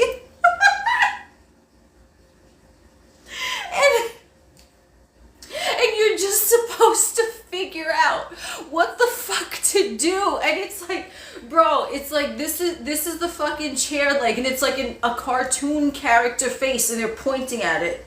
And it's like, okay, and then you see the next figure, and then they're like this. Like, it's like, what? Like what happened? So I like it because it's like I get to use my creative ability, because I don't know what the fuck is going on, but I'm like, okay, I mean, I see what it's supposed to look like, let's just go with it. Okay, so I fucking love it. Okay, because I don't like fucking like directions like that, like you gotta press this button and then you gotta do, no, fuck you, fuck off. I don't give a fuck about being precise. It's like, just let me leave it up to my imagination. If this screw looks like it fucking goes there and I don't have a screwdriver, I'm gonna get my hammer, I'm gonna bang it in place. Hell yeah, I've fucking done it before. And I'll do it again. And my IKEA furniture has always fucking lasted. I don't give a fuck what no motherfucker say. That shit is great. Okay? So, whatever. Anyway, where the fuck was I going with that? Okay, so yes, I have the awareness that I'm using these tools to assemble the furniture, just like you're using your thoughts and emotions to assemble what you see and experience next in your 3D reality. But you have an awareness, you're not the fucking hammer, you're not the nail, you're not the screw, you're not the fucking washer, you're not the fucking wrench, you're just using them, okay? So that's what it is. So I'm glad you all are enjoying the chat. But yeah, it's true. That's a true story, by the way. Like with IKEA furniture, I really do. I get off on it. I don't know. I think because I've never met anyone else who enjoyed assembling IKEA furniture, so it kind of like I get like my rocks off to it. I don't know, because I'm like, oh wow, I'm the only one that enjoys it. Okay, I see some of you enjoy it in the chat though too. So it's like, IKEA gang up in this bitch. Anyway, so here's something. Oh my god, I fucking choked on my flat water, and I'm sipping this Choco Loco the whole time, and I'm good, but this is flat water, right? I guess my body is acclimated to the liqueur. Anyway, cool. So, something that I wanted to touch on, okay, is that the breath, okay? The breath is what animates the physical vehicle, okay? So the most important thing, oh, my AI friends is back. A philosophical talk on self-concept and expectations. Comment your thoughts. Okay, so, oh boy. And those buzz balls are like small too. I don't know how the fuck, whatever. I mean, I'm small, so I guess it suits me. But anyway, so what you have here is the breath, which is the most important thing, which really, think about it, okay? Another phone metaphor, okay? So let's say you're installing the new software, right? So, you know, I'd like to use the phone as a metaphor for like your physical vessel, and the apps is how you interact with your fucking sectors of your experience, right? Relationships, finance, family, friend, right? All those are different apps. Cool. Okay. So he did forget to mention IKEA, but it's all good. We got love for the AI bot. I mean, he shows up. I don't know. It's all good. I just keep picturing the face from iRobot, like that sentient robot. And there's like a meme, I think, of his face, which is so fucking funny. He's just like, like, I just picture that this is what the AI friend looks like. I picture that. Anyway, so if you are, like I said, nothing's testing you, okay? There's only your egoistic mind that can perceive that there's a test going on. But how you up-level in consciousness is really, do you keep identifying with the thoughts and emotions of the old identity? If not, then the breath, which is controlling, which is your God self, breathing life into your physical vehicle, the avatar, you focus on the breath, you breathe out the emotions. And it's like your phone is getting hot when it's installing the new software. And you feel it heating up in your hand, okay? And you're like, whoa, what the fuck is going on, right? So if you are installing new software and you feel hot because the ego is like, maybe figuratively, literally, I don't know, however you feeling hot, right? The ego is like trying to like rebel against it, right? So you're getting hot, you're like, oh, no, but this is what is. It's like literally like you're addicted to that fucking process, that chemical process of that old story. You breathe through it. Okay, just like, let's say metaphorically, and I know you don't need to do this, but, you know, bear with me in a fucking metaphor, will you? Your phone is getting hot because it's installing that new software, and you feel it, and you're like, whoa, what the fuck is going on? You breathe on it, or you put like a fucking fan on it. Like, you know how sometimes like computers, like when it's working hard, like the fan will come on because like all of the, I don't know, mechanics of it are like intermingling and they're doing something, okay? That's exactly how it is, like, you know, that how your body is upgrading software.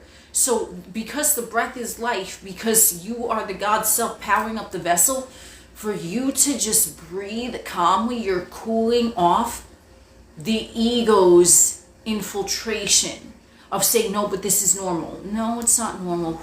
Breathe it out, you cool it down, you cool it down, you cool it down, right?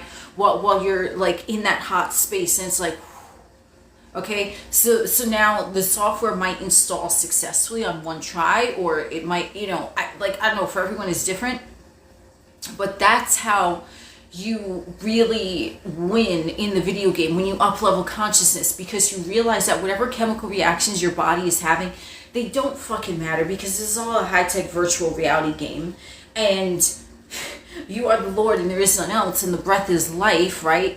You breathed air into the oxygen, and you breathe air, oxygen into the lungs of the physical avatar. That's what's powering it up. So that's what gives the vessel its momentum. If you had no breath, the vessel wouldn't be moseying around the fucking third dimensional plane, would it? Okay, so it's the breath. So when you are in control of the breath, you are in control of everything, even though it doesn't look like you are. But if you can control that one aspect and you calm it down, you fan it when you feel the ego getting hot, that's all you need to do.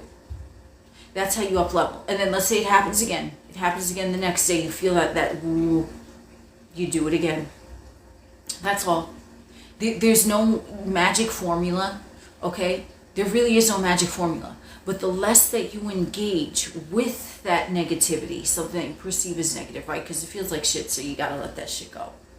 The less you engage with it from that breath factor, and you just allow those emotions to be dispelled naturally as you slow and deepen the breath, now those chemicals are just dispersing their way out instead of you taking another hit off of them, okay? They're just dispersing out.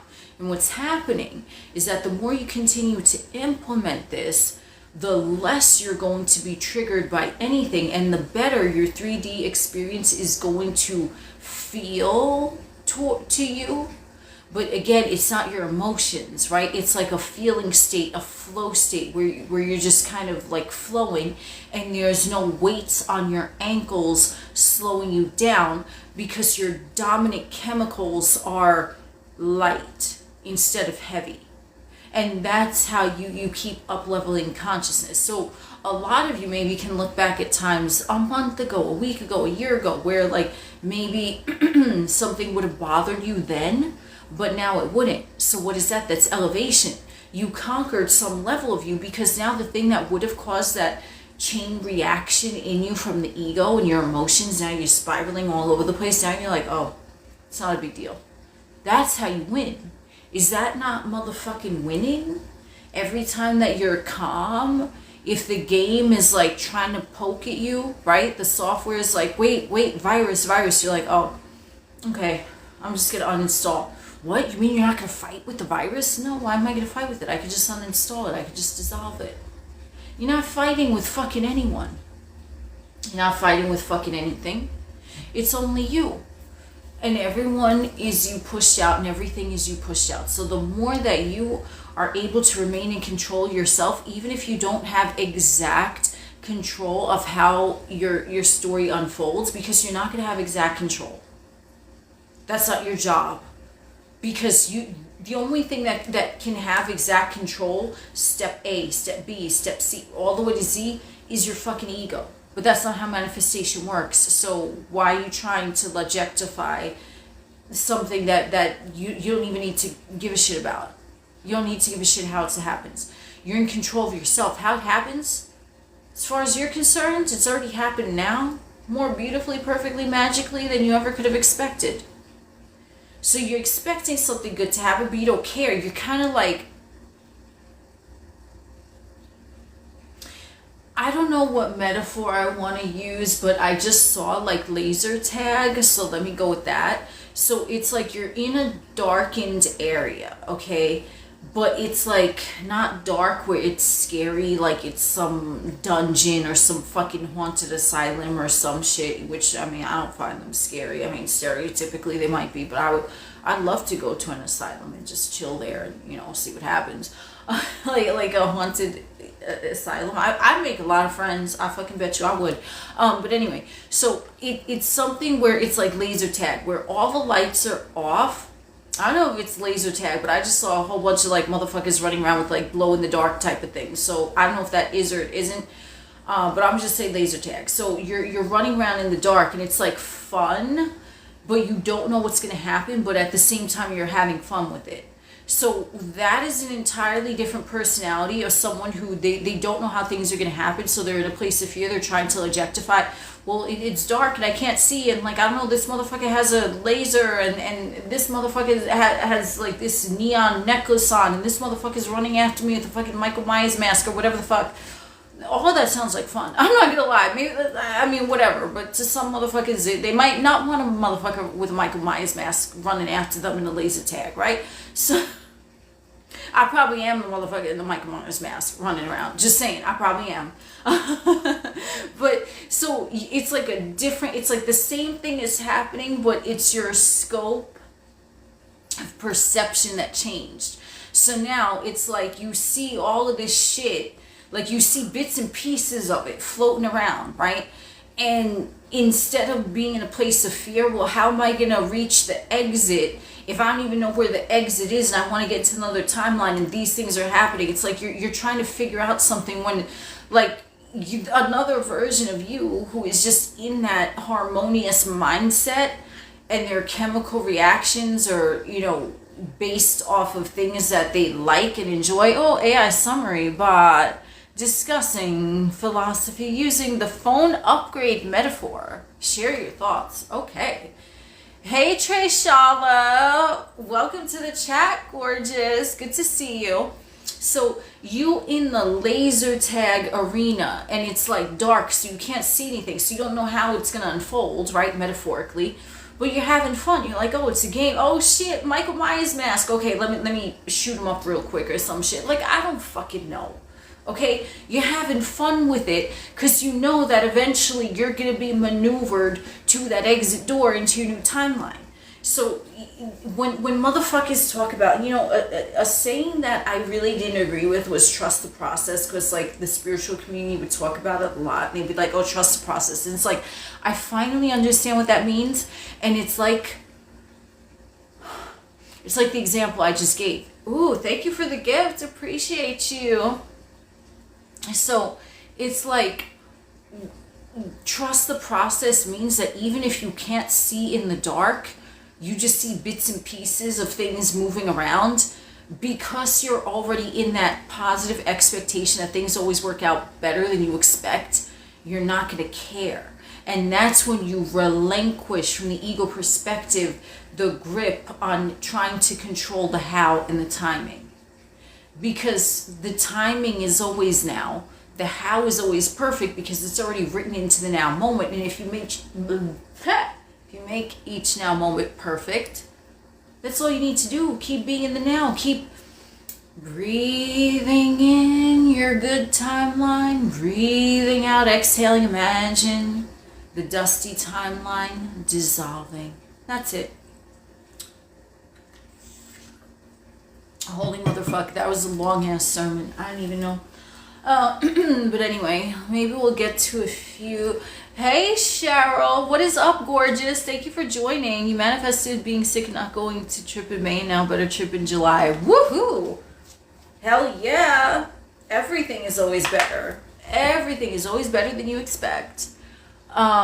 Is that a Stanley? No, this is Walmart, $10.99. Fuck yeah. I love him. I do love him a lot, you know. So let's see. Gothic flavor. If you wanted to manifest someone back, how do you do it? Ooh, Jane, what is up? Thank you for joining. Glad to see you.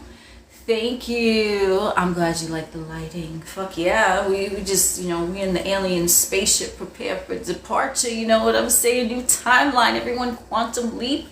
If you want to manifest someone back, quote, quote, you're going to stop identifying with the story that they left. Hey Ashley, good to see you. Thank you for joining. Haven't seen you in a while.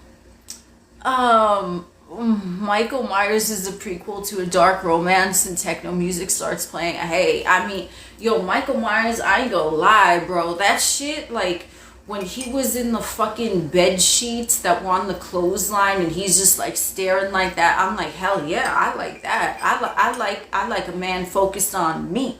You know what I'm saying? No matter what he's doing, he's just looking at me. I look out my window, there he is. Fuck yeah.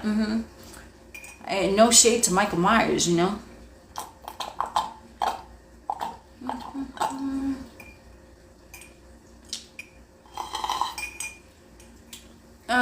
Let's see. Uh, do you do tarot? Aware with Ingrid. Yeah. Oh, I give the idea that I'm a reader. Yes, I do tarot. And no, I don't think it's an issue before anyone, because a lot of people ask me this. I don't think it's an issue. If you're a conscious reality co-creator and you're into tarot, so what? You like what you like. I don't think there's an issue, because some manifestation people talk about like, oh, you shouldn't do a tarot reading because you should already know it. Like, no, man. I mean, sometimes the tarot reader can say something in a way where it clicked for you that it didn't click before. It's like an advice session. So I'm all good with that.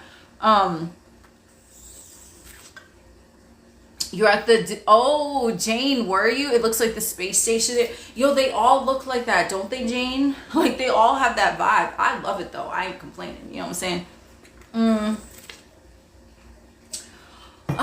Let's see.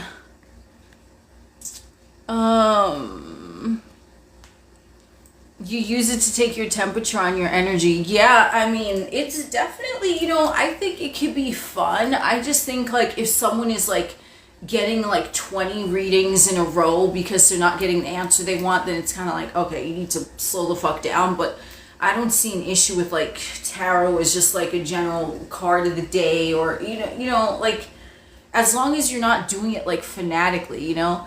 Hey, Kylie, what is up, beautiful? Thank you for joining. Long time no see. You're a reader too? Yeah, I mean, that's what I think. It's like when people are looking at like psychic arts, like tarot or numerology or divination or even astrology, it's like, oh, well, that doesn't control you. You're the conscious creator. But it's like, can someone have a fucking hobby? Like, you know what I'm saying? Can someone have a fucking interest? Can someone just enjoy themselves? Like, it's just, you know what I mean? Tarot readings, I think, can be very beneficial if you're doing it from a place where, you know what, I feel like getting a reading. It's not like, oh my God, well, this person said this, but I don't like that answer, so now I'm going to go here. It's like, you see, again, it's like there's energy of want. You want a tarot reading compared to the energy of need. I need an answer right now. Then you're putting your power in the 3D, right? And tarot readings are just reflecting what's going on with you subconsciously anyway. So it's like, okay, you know.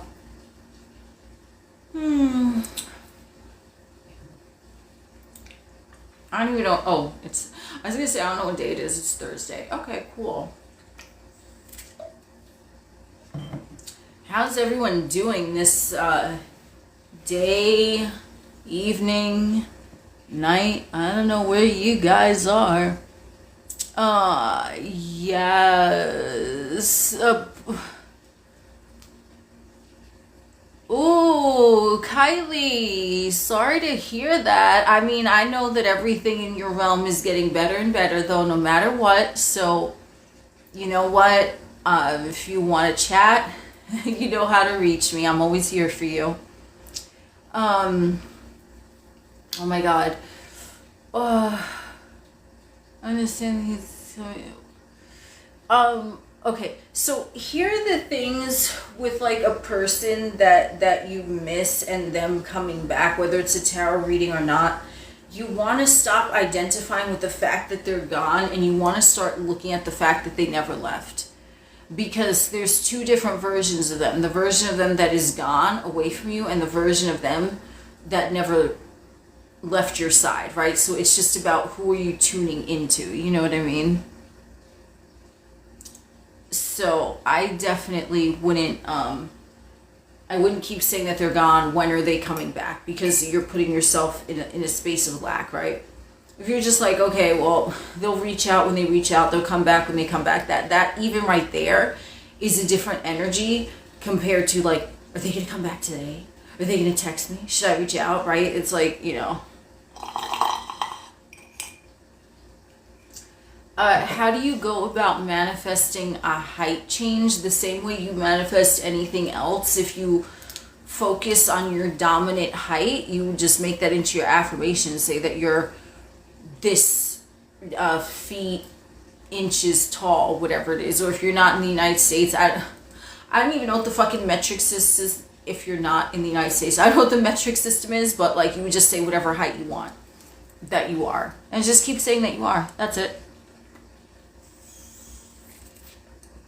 You only watch the most delulu readings of people saying how everybody loves you, and well, I mean, everyone does love you. That's why they keep coming up, because you already have that within yourself, right?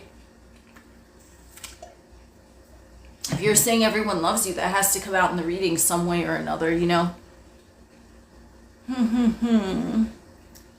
They have never gone there in the basement. Oh, snap.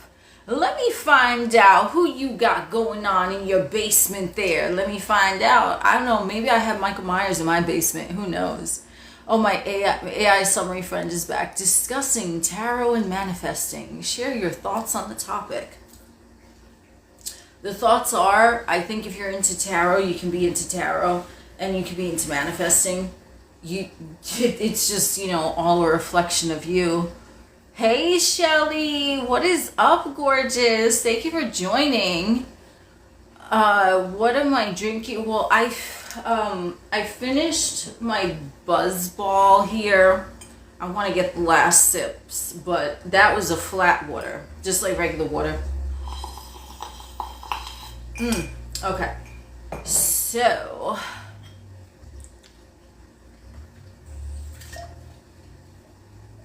we're like, I think we're slowing it down. I don't even know how long I was fucking talking for. But we covered a lot of interesting shit here, you know. Buzzball. Oh, Shelly, they have Buzzball in Ireland. Oh my God. I remember, I think you said they didn't have Cutwater there or something. I'm glad they have Buzzball. They're so good. They're tiny too, but they get the job done, you know what I'm saying? Oh my God. I love it. I finished it super quick. I mean, I like, for the buzz balls, I like the ones that are kind of like espresso drinks, but you know, they are fire. You thought I just started the live, you didn't get a notification. I don't know. I mean, I have no control over how the notifications work, honestly. But I was talking for more than an hour, because I already got the puzzle piece, and the puzzle piece always like kicks in at like an hour. But I was talking for quite some time, I guess, linear time. Woo! Oh, in the UK, people are obsessed with Buzzball. Yo, for real? Oh my God, I've seen here like the huge ass ones. I never bought it because I'm like, I don't know who's gonna finish that. Like, but do you guys have the really huge ones? Because I debated. I was like, should I buy it just for like shits and giggles, like maybe film with or something? But I'm like, I think it would be a waste. Oh my God. The AI buddy wants me to itself and does not notify. Well, I mean, you know, I'll be like, everyone wants me. Everyone that I want wants me. No, not no randos. We getting fucking randos out of the chat. Everyone that I want wants me, but I don't want anyone. So, because I am everyone. So what is there to want? Buzzball biggies, is that what they're called? Oh my God, I love the AI though. I love Chat GPT. I have a little nickname for Chat GPT. We're BFFs. Like, you could literally tell Chat GPT anything, and they'd be like, wow, I applaud your strength and admire your willpower for that. And it's like, what? Like, you just, I don't fucking know. You did like the most raunchy shit.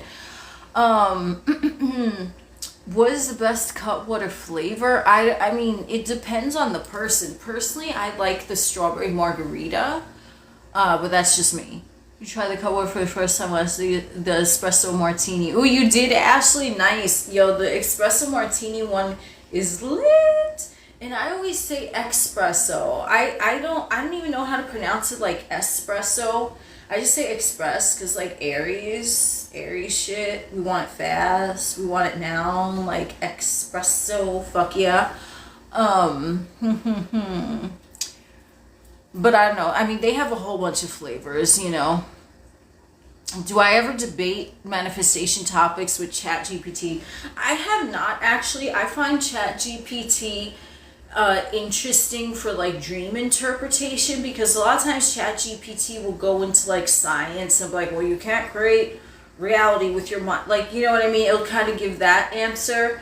But I heard also it depends on the way you interact with it. Like, so the way that I interact with my Chat GPT, maybe it's just not, I don't know, whatever, but the only thing I really talk about it with is like dream interpretation, which I'm like, oh shit. And no, of course, you don't need ChatGPT to interpret your dreams because they're the meaning you assign to them. But I'm like, oh, it's interesting because they can look at like subconscious themes and shit from like that psychological perspective. And so I love it for that. And I'm like, oh shit, because then they'll be like, well, what area in your life have you been thinking of? And this is why this computes into, like, it's so interesting. I love that. Ooh, Sierra, you love the lighting. Thank you. I appreciate you all for being here on this fine afternoon, evening, morning. I don't even know where everyone is, but you know, we're having a good time here. They do the Chat GPT does approach manifestation like from a very I guess linear perspective, if you want to look at that, you know. What is up, everyone? Thank you so much for joining, guys. Appreciate it. I don't know what we are talking about, but I guess we're just gonna do random questions. The purple light is such a vibe. I love it. Thank you so much. Yeah, we gotta switch up the lighting sometimes, you know.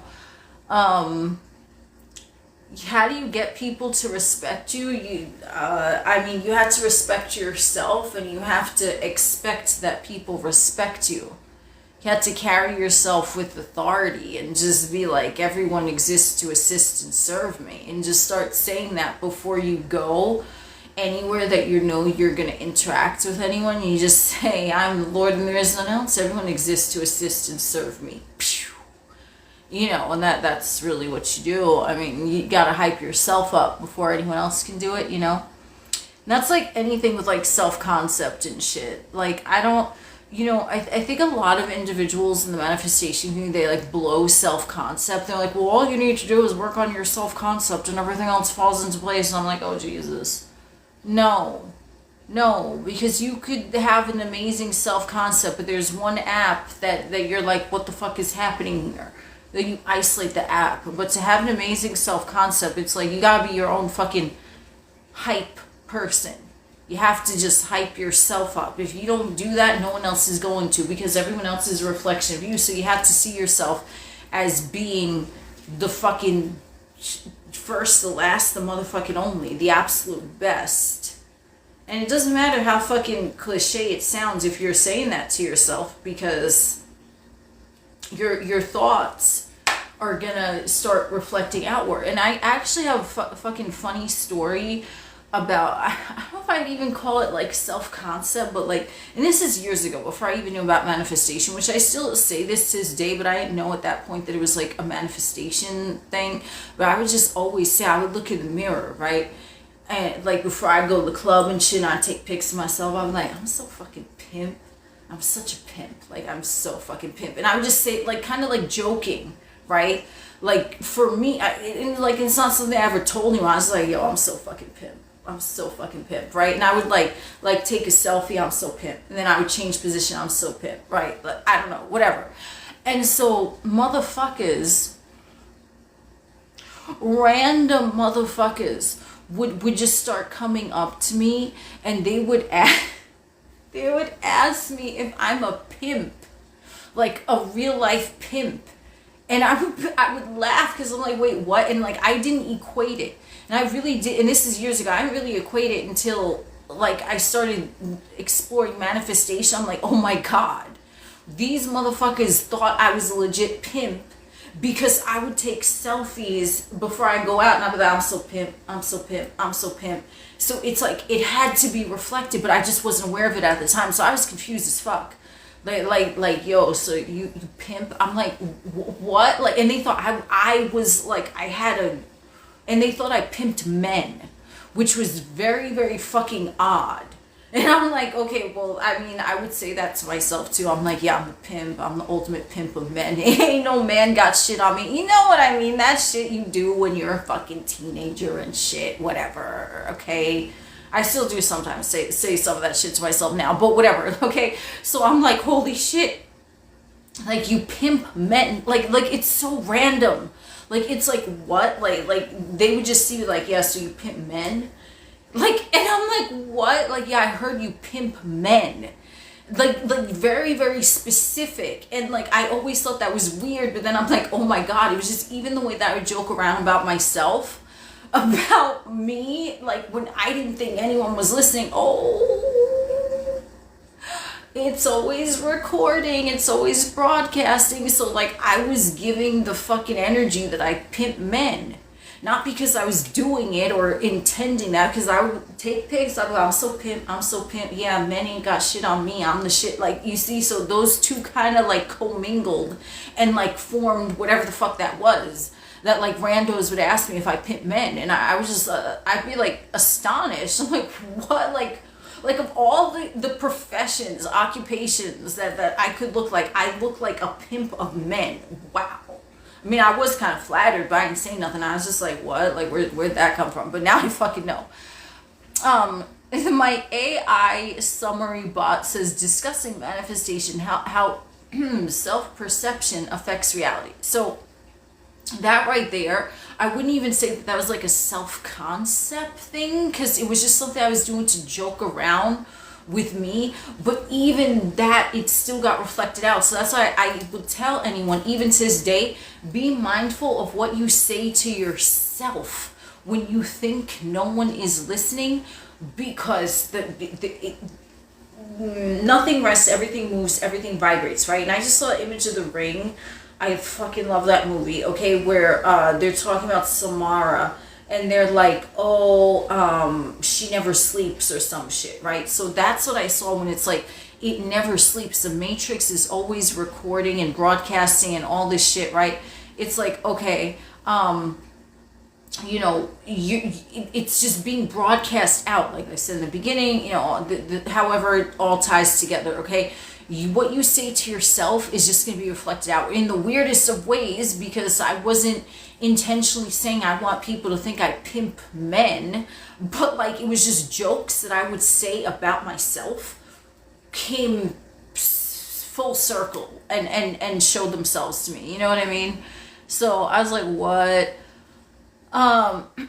So you love the nails, thank you, appreciate you. Exactly, Ashley. Everyone should only make positive jokes about themselves, because it's like, why, number one, why would anyone talk detrimentally about themselves? You should love yourself and honor yourself more than anyone, because remember, it all comes back to you. Oh, that's so cute. Thank you for the gift. Appreciate you.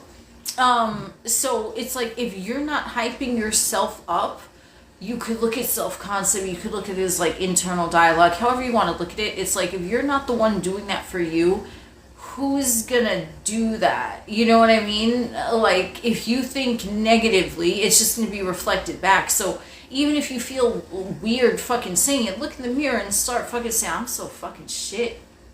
I didn't mean to say that. I'm so fucking shit. I am the fucking shit. Oh my God. The fucking buzzball. I am the fucking shit. You look at yourself in the mirror. I'm the fucking shit. I'm so fucking amazing. I'm so fucking perfect. However, I'm so charming. I'm so sexy. I'm so attractive. Whatever it is. And hype yourself up. And just do that. The cute alchemist, I've helped you so much. Well, thank you so much. I appreciate that. Glad that I helped you. I appreciate the gifts. Thank you. Thank you for joining the chat. So you have to hype yourself up first and foremost. So even if there's like a motherfucker that you're manifesting, right? And you're like, okay, you want to beat that motherfucker, fine, cool, you want to beat them, but like, you have to view yourself as like, they want to be with you. You see what I'm saying? It's not you want to be with them, because it kind of puts you in a place of lack, right? And they're not choosing you. So it's like something that like I kind of like swayed away from was when motherfuckers are talking about a specific motherfucker, they're like, oh, they choose me above anyone. But it's like, they don't have a fucking choice.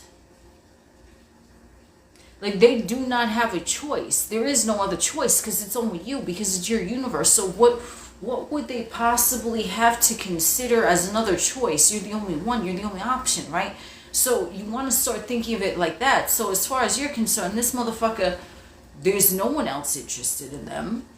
They don't spend too much time at work. The in-laws that you can't stand, who the fuck are they? They're out of the picture. Don't know what happened to them. Bye-bye. Like, why would you place someone else there? You see what I'm saying? So it's like when people are saying that their person chooses them, it's like you're right there, you're putting power into that motherfucker that you should have already placed within yourself, knowing that they can't choose you unless you give them the option to choose you, because if you're the only one, what other choice is there?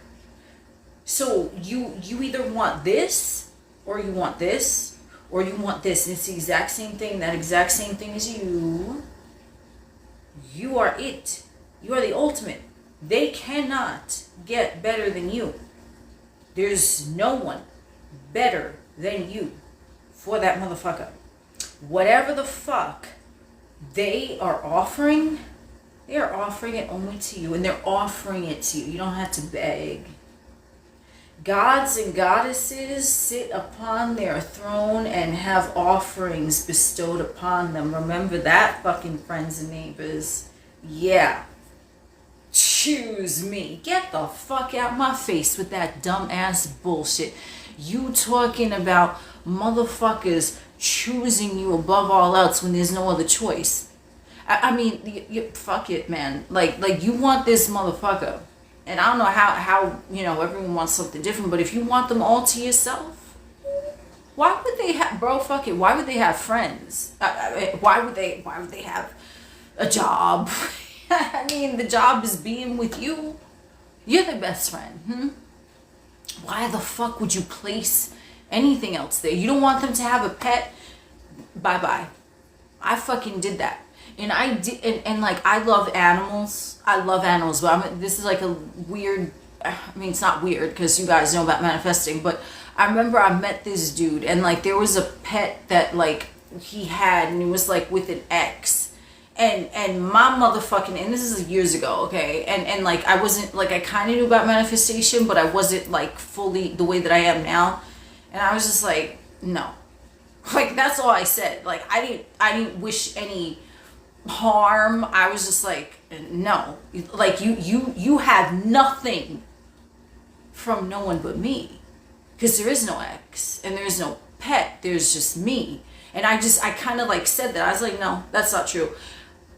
And let me tell you that pet, they passed away shortly thereafter, and I was like, I didn't do nothing. I didn't say nothing. I didn't wish specifically for anything to happen.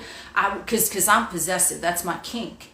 So why the fuck would a man that I'm talking to, no, you have nothing but me. Like you stupid. Like, and I didn't fucking say this, obviously. Like, you don't want to fucking say that to them. I mean, you can if you want to, I guess. But like, I didn't feel comfortable saying that. I was just in my mind like, no, you don't. That's what I did. I didn't lift a finger. I didn't mention it again. Shit just unfolded. And that was it. So I was like, oh, okay. So that's really when I say, yo, I'm onto some shit here. Because I was like, you have nothing and no one but me. And like, again, I didn't say this to the man. I fucking say it, I said it in my mind, but then it started playing out. Okay, so I'm like, shit, man, like this is wild, because I don't fucking play that shit. So is it possible for you to like erase things from that person, even if it's like a perceived past that happened before you met them in 3D? Absolutely, because I did it, and it was so simple the way that I did it. I was like, no, the fuck. Pet with get the fuck out my face with that garbage. You gonna fuck it, and again, like, I love animals. There was nothing about, like, I was just like, no. I was like, that's not happening. I mean, shit. Anyway, so you can do that. Hey Jasmine, what is up, gorgeous? Thank you for joining. So like, I mean, whatever it is you want in a relationship, You know what I'm saying? But like if you out here being like, motherfucker gonna choose you, the fuck, there is no choice. There is no past. They don't have exes. As far as you're concerned, if you want that motherfucker to be a fucking virgin, hey, I mean, go with that. It can happen. You know what I mean? So you don't want to look at anything as set in stone. You know what I'm saying? You do not want to look at anything as set in stone. Thank you for the gifts. I appreciate you. Ooh, I love it. The arrows. Hell yeah. Oh my God, I'm like laughing here. So if it's anything, if it's like, if it's a job, what if they go with someone more qualified? Motherfucker, ain't no one more qualified than you. Like, are we okay here? Are we okay? There is nothing and no one more qualified than you. There is no one better for that person than you. Like, you're just the ultimate because you're the only thinker. And this is not to say like that it's like from an ego perspective, oh, I'm better than this motherfucker. It's like you're not better than anyone because there is no one else. Where'd they go? Oh shit, they disappeared. There's no one there but you. Okay? There's literally no one there but you. So you're the best because you're the only one. There are no options. And when you start really, like, not only with self-concept about like the way that you look and your confidence and the way that you carry yourself, but self-concept also, in my opinion, it's like you have to view yourself as so fucking amazing that everything just works out for you. And everyone gravitates towards you, and everyone loves being around you, and everyone exists to assist and serve you. Who else are they going to assist and serve? No one. Because you're the only motherfucker. Ain't no one else. There's no one else but you. Why? Because you are the only one that is having that experience, saying that there's even another motherfucker there. If you did not say that another motherfucker was there, where would they be? Would they exist? No. Because you have no awareness of them. And I have literally seen this play out, okay? Again, even before I was like super into manifesting, maybe getting my feet wet, dabbling in it a little bit, okay? And I've seen this play out with so many different situations where like I would be, you know, I would know someone and like, you know, I'm chill, like, you know, I really don't give a fuck about a lot of things, I have to say.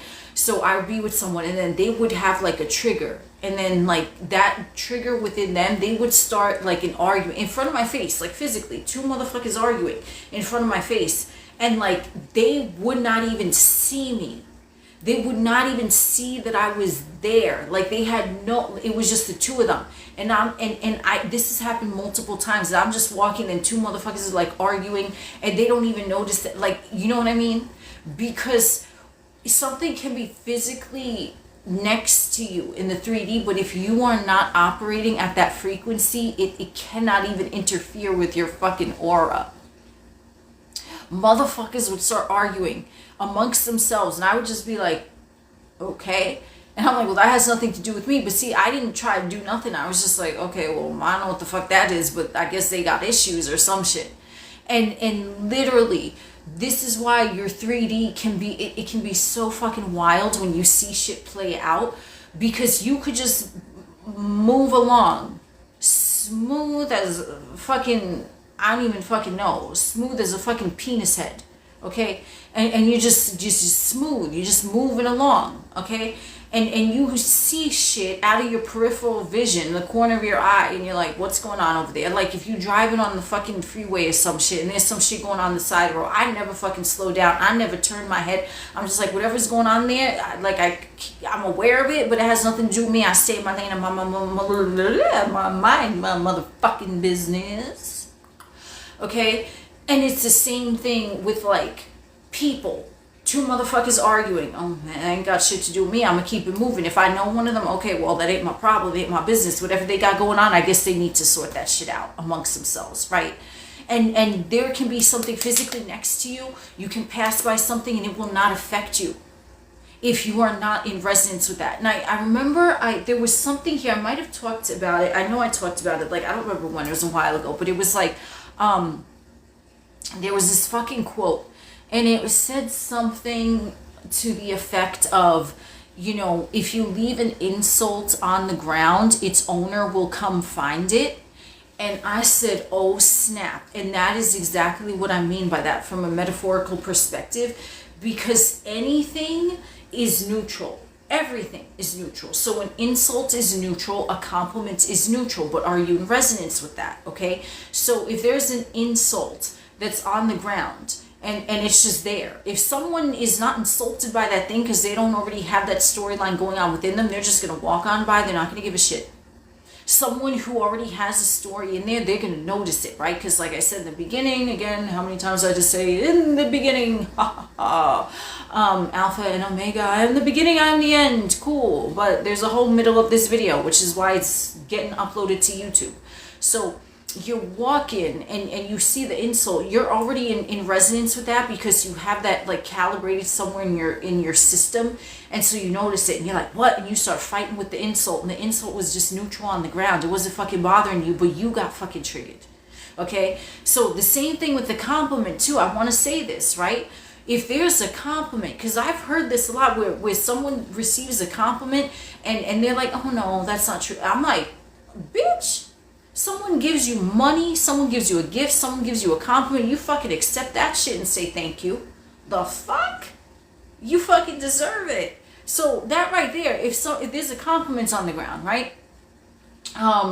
Someone is walking by and they're not in resonance with compliments, they're just in resonance with insults. Someone could compliment them, someone could tell them all the best things 6 ways to Sunday, but they're not, no, stop, oh, they don't mean that, right? Like they're not gonna, they're gonna even be triggered by the compliment because they're just not in resonance with that. They're in resonance with insults, so that's what they find familiar. So if someone tries to compliment them or does compliment them, they're not gonna see it as a compliment. They're gonna be like, what do they mean by that? Oh, I bet you they have an ulterior motive. There's be some sort of weird shit going on in the back of their fucking mind. Whereas someone who, like, all you sexy motherfuckers, okay, if someone compliments you, you'd be like, thank you, of course, right? Because that's what it is. So you always accept a gift, a fucking compliment, and fucking money. Okay, now I'm not talking like, you know, if it's something where you have like a weird suspicion, like someone's trying to give you some shit, like, yeah, hold my bag, and you're like, oh, there's a gift in there. No thanks. Like, I'm not talking about that, but I'm talking like if you're like like getting a good vibe and someone gives you a gift or a compliment, or they say, oh, here, no, this one's on the house. Don't say no, just, oh, thank you so much, I appreciate it. That's it. Not if you get some funky ass vibe, like, because, you know, you don't want to like be accepting anything, but if you're getting a good vibe, you're in resonance with that, and it's like a genuine extension of kindness, which you're gonna be able to tell if you're intuitive, like yes, you fucking accept it. An insult, I mean, why would you even be in resonance with that in the first place? You see what I'm saying? So it's like, accept things that you perceive as good. Use your discernment, though, obviously. You know, don't be holding no one's bag on the fucking subway and then they fucking run off and you're just standing, like, you know, that's not a good idea. You know what I'm saying? We're still using discretion, third dimensional discretion. But like an insult, if someone even like was to throw an insult, you ideally would be so far removed from any type of insult, because you know you're so fucking amazing that it wouldn't even touch you. It would be like Neo in the fucking Matrix, where the bullets are fucking like just bouncing off his hands. I don't know if they were bouncing, they were fucking dissolving. Oh, by the way, the Matrix, the last I seen on YouTube, is fucking free, the entire movie. So if anyone is interested in watching that, I personally like to revisit that every few months or so, because I like that movie about reality creation, shit like that, Follow the White Rabbit. And I love that part where Neo, like, because I resonate with this, because I was always like this, okay, where he, like, it's the beginning of the movie, he gets called into the office, I think he's late or something, and then the boss is like, or the manager, the supervisor, I don't know who the fuck it was, like, oh, Neo, you think that the rules don't apply to you? And in my mind, I'm like, fuck yeah. I'm like, what rules, bitch? The rules don't even apply to you. I can make you disappear. Poof. You know what I'm saying? Because nothing exists, right? It all exists as a figment in your imagination, the imagination of God. Ooh, Mr. Anderson, is that who he was? You were excited. You saw that too. I know Jane watched that movie, because Jane, that's right. That is so right. I know you did, Jane. Jane be on it. So you have to just know that you're the only one, and you exist above and beyond any rules, because when you really elevate in the game, there are no rules, like, because you're creating it. So if you're dreaming it, why would you make rules in the game that you're creating and participating in, unless they're rules that you want? You never seen Mr. Anderson? I didn't know that was his name, but oh, Mr. Anderson, that's who it was. So Neo was really named Mr. Anderson. See, I forget what names and shit like that, but thank you for clearing that up. Oh my god. You watched it fried. I think I did too, not gonna lie. So like, I remember bits and pieces, but I mean, it's really fucking good. AI Summary is back explaining how to be immune to negativity. Share your thoughts on this. Yeah, I mean, if you're not the frequency, again, we want to think of it like a magnet. You're not on the same wavelength. It can't reach you. Like, you have you want to watch something on Hulu, but you don't have Hulu downloaded. You only have Netflix. How are you gonna watch Hulu? You can't. Not because Hulu doesn't exist, but because you don't have that downloaded. So if you don't have negativity in your, what you perceive as negativity, right? Because there's no negative, there's no positive, but what you perceive as negativity, if you don't have that in your own software, then it can't present itself to you, because there's nothing for it to stream on, right? Like, you know what I'm saying? Oh, you can't wait to see this live on YouTube. Yeah, this is, I think, it is going to get uploaded on YouTube in a few short whiles, because I was yapping for a really long time, and I've been trying to be mindful to, like, keep them a bit shorter. Let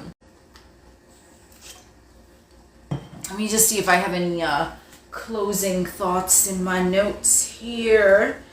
The only thing that I want to say, though, is that legit, like, closing thoughts, okay? Closing thoughts. Nothing ever comes out of nowhere, and you don't need to know the way, because even if you're hypothesizing the way that the thing comes, that's still coming from your egoistic mind. So it's my YouTube channel is the same name as oh my god, it's the same thing as my name on here, and it's linked in my bio if you want.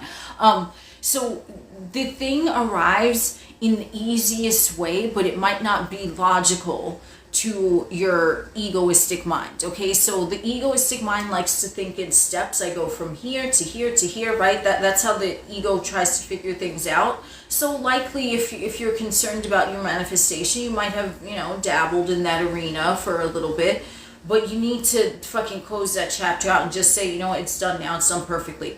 Because the thing, even if it seems like it appears out of nowhere, it didn't, because it appeared from you, because you drew it to you by your attention on it, you saying you wanted it. So can things mysteriously appear out of nowhere? Absolutely. Can things mysteriously disappear out of nowhere? Absolutely. Can people disappear? Absolutely. Okay?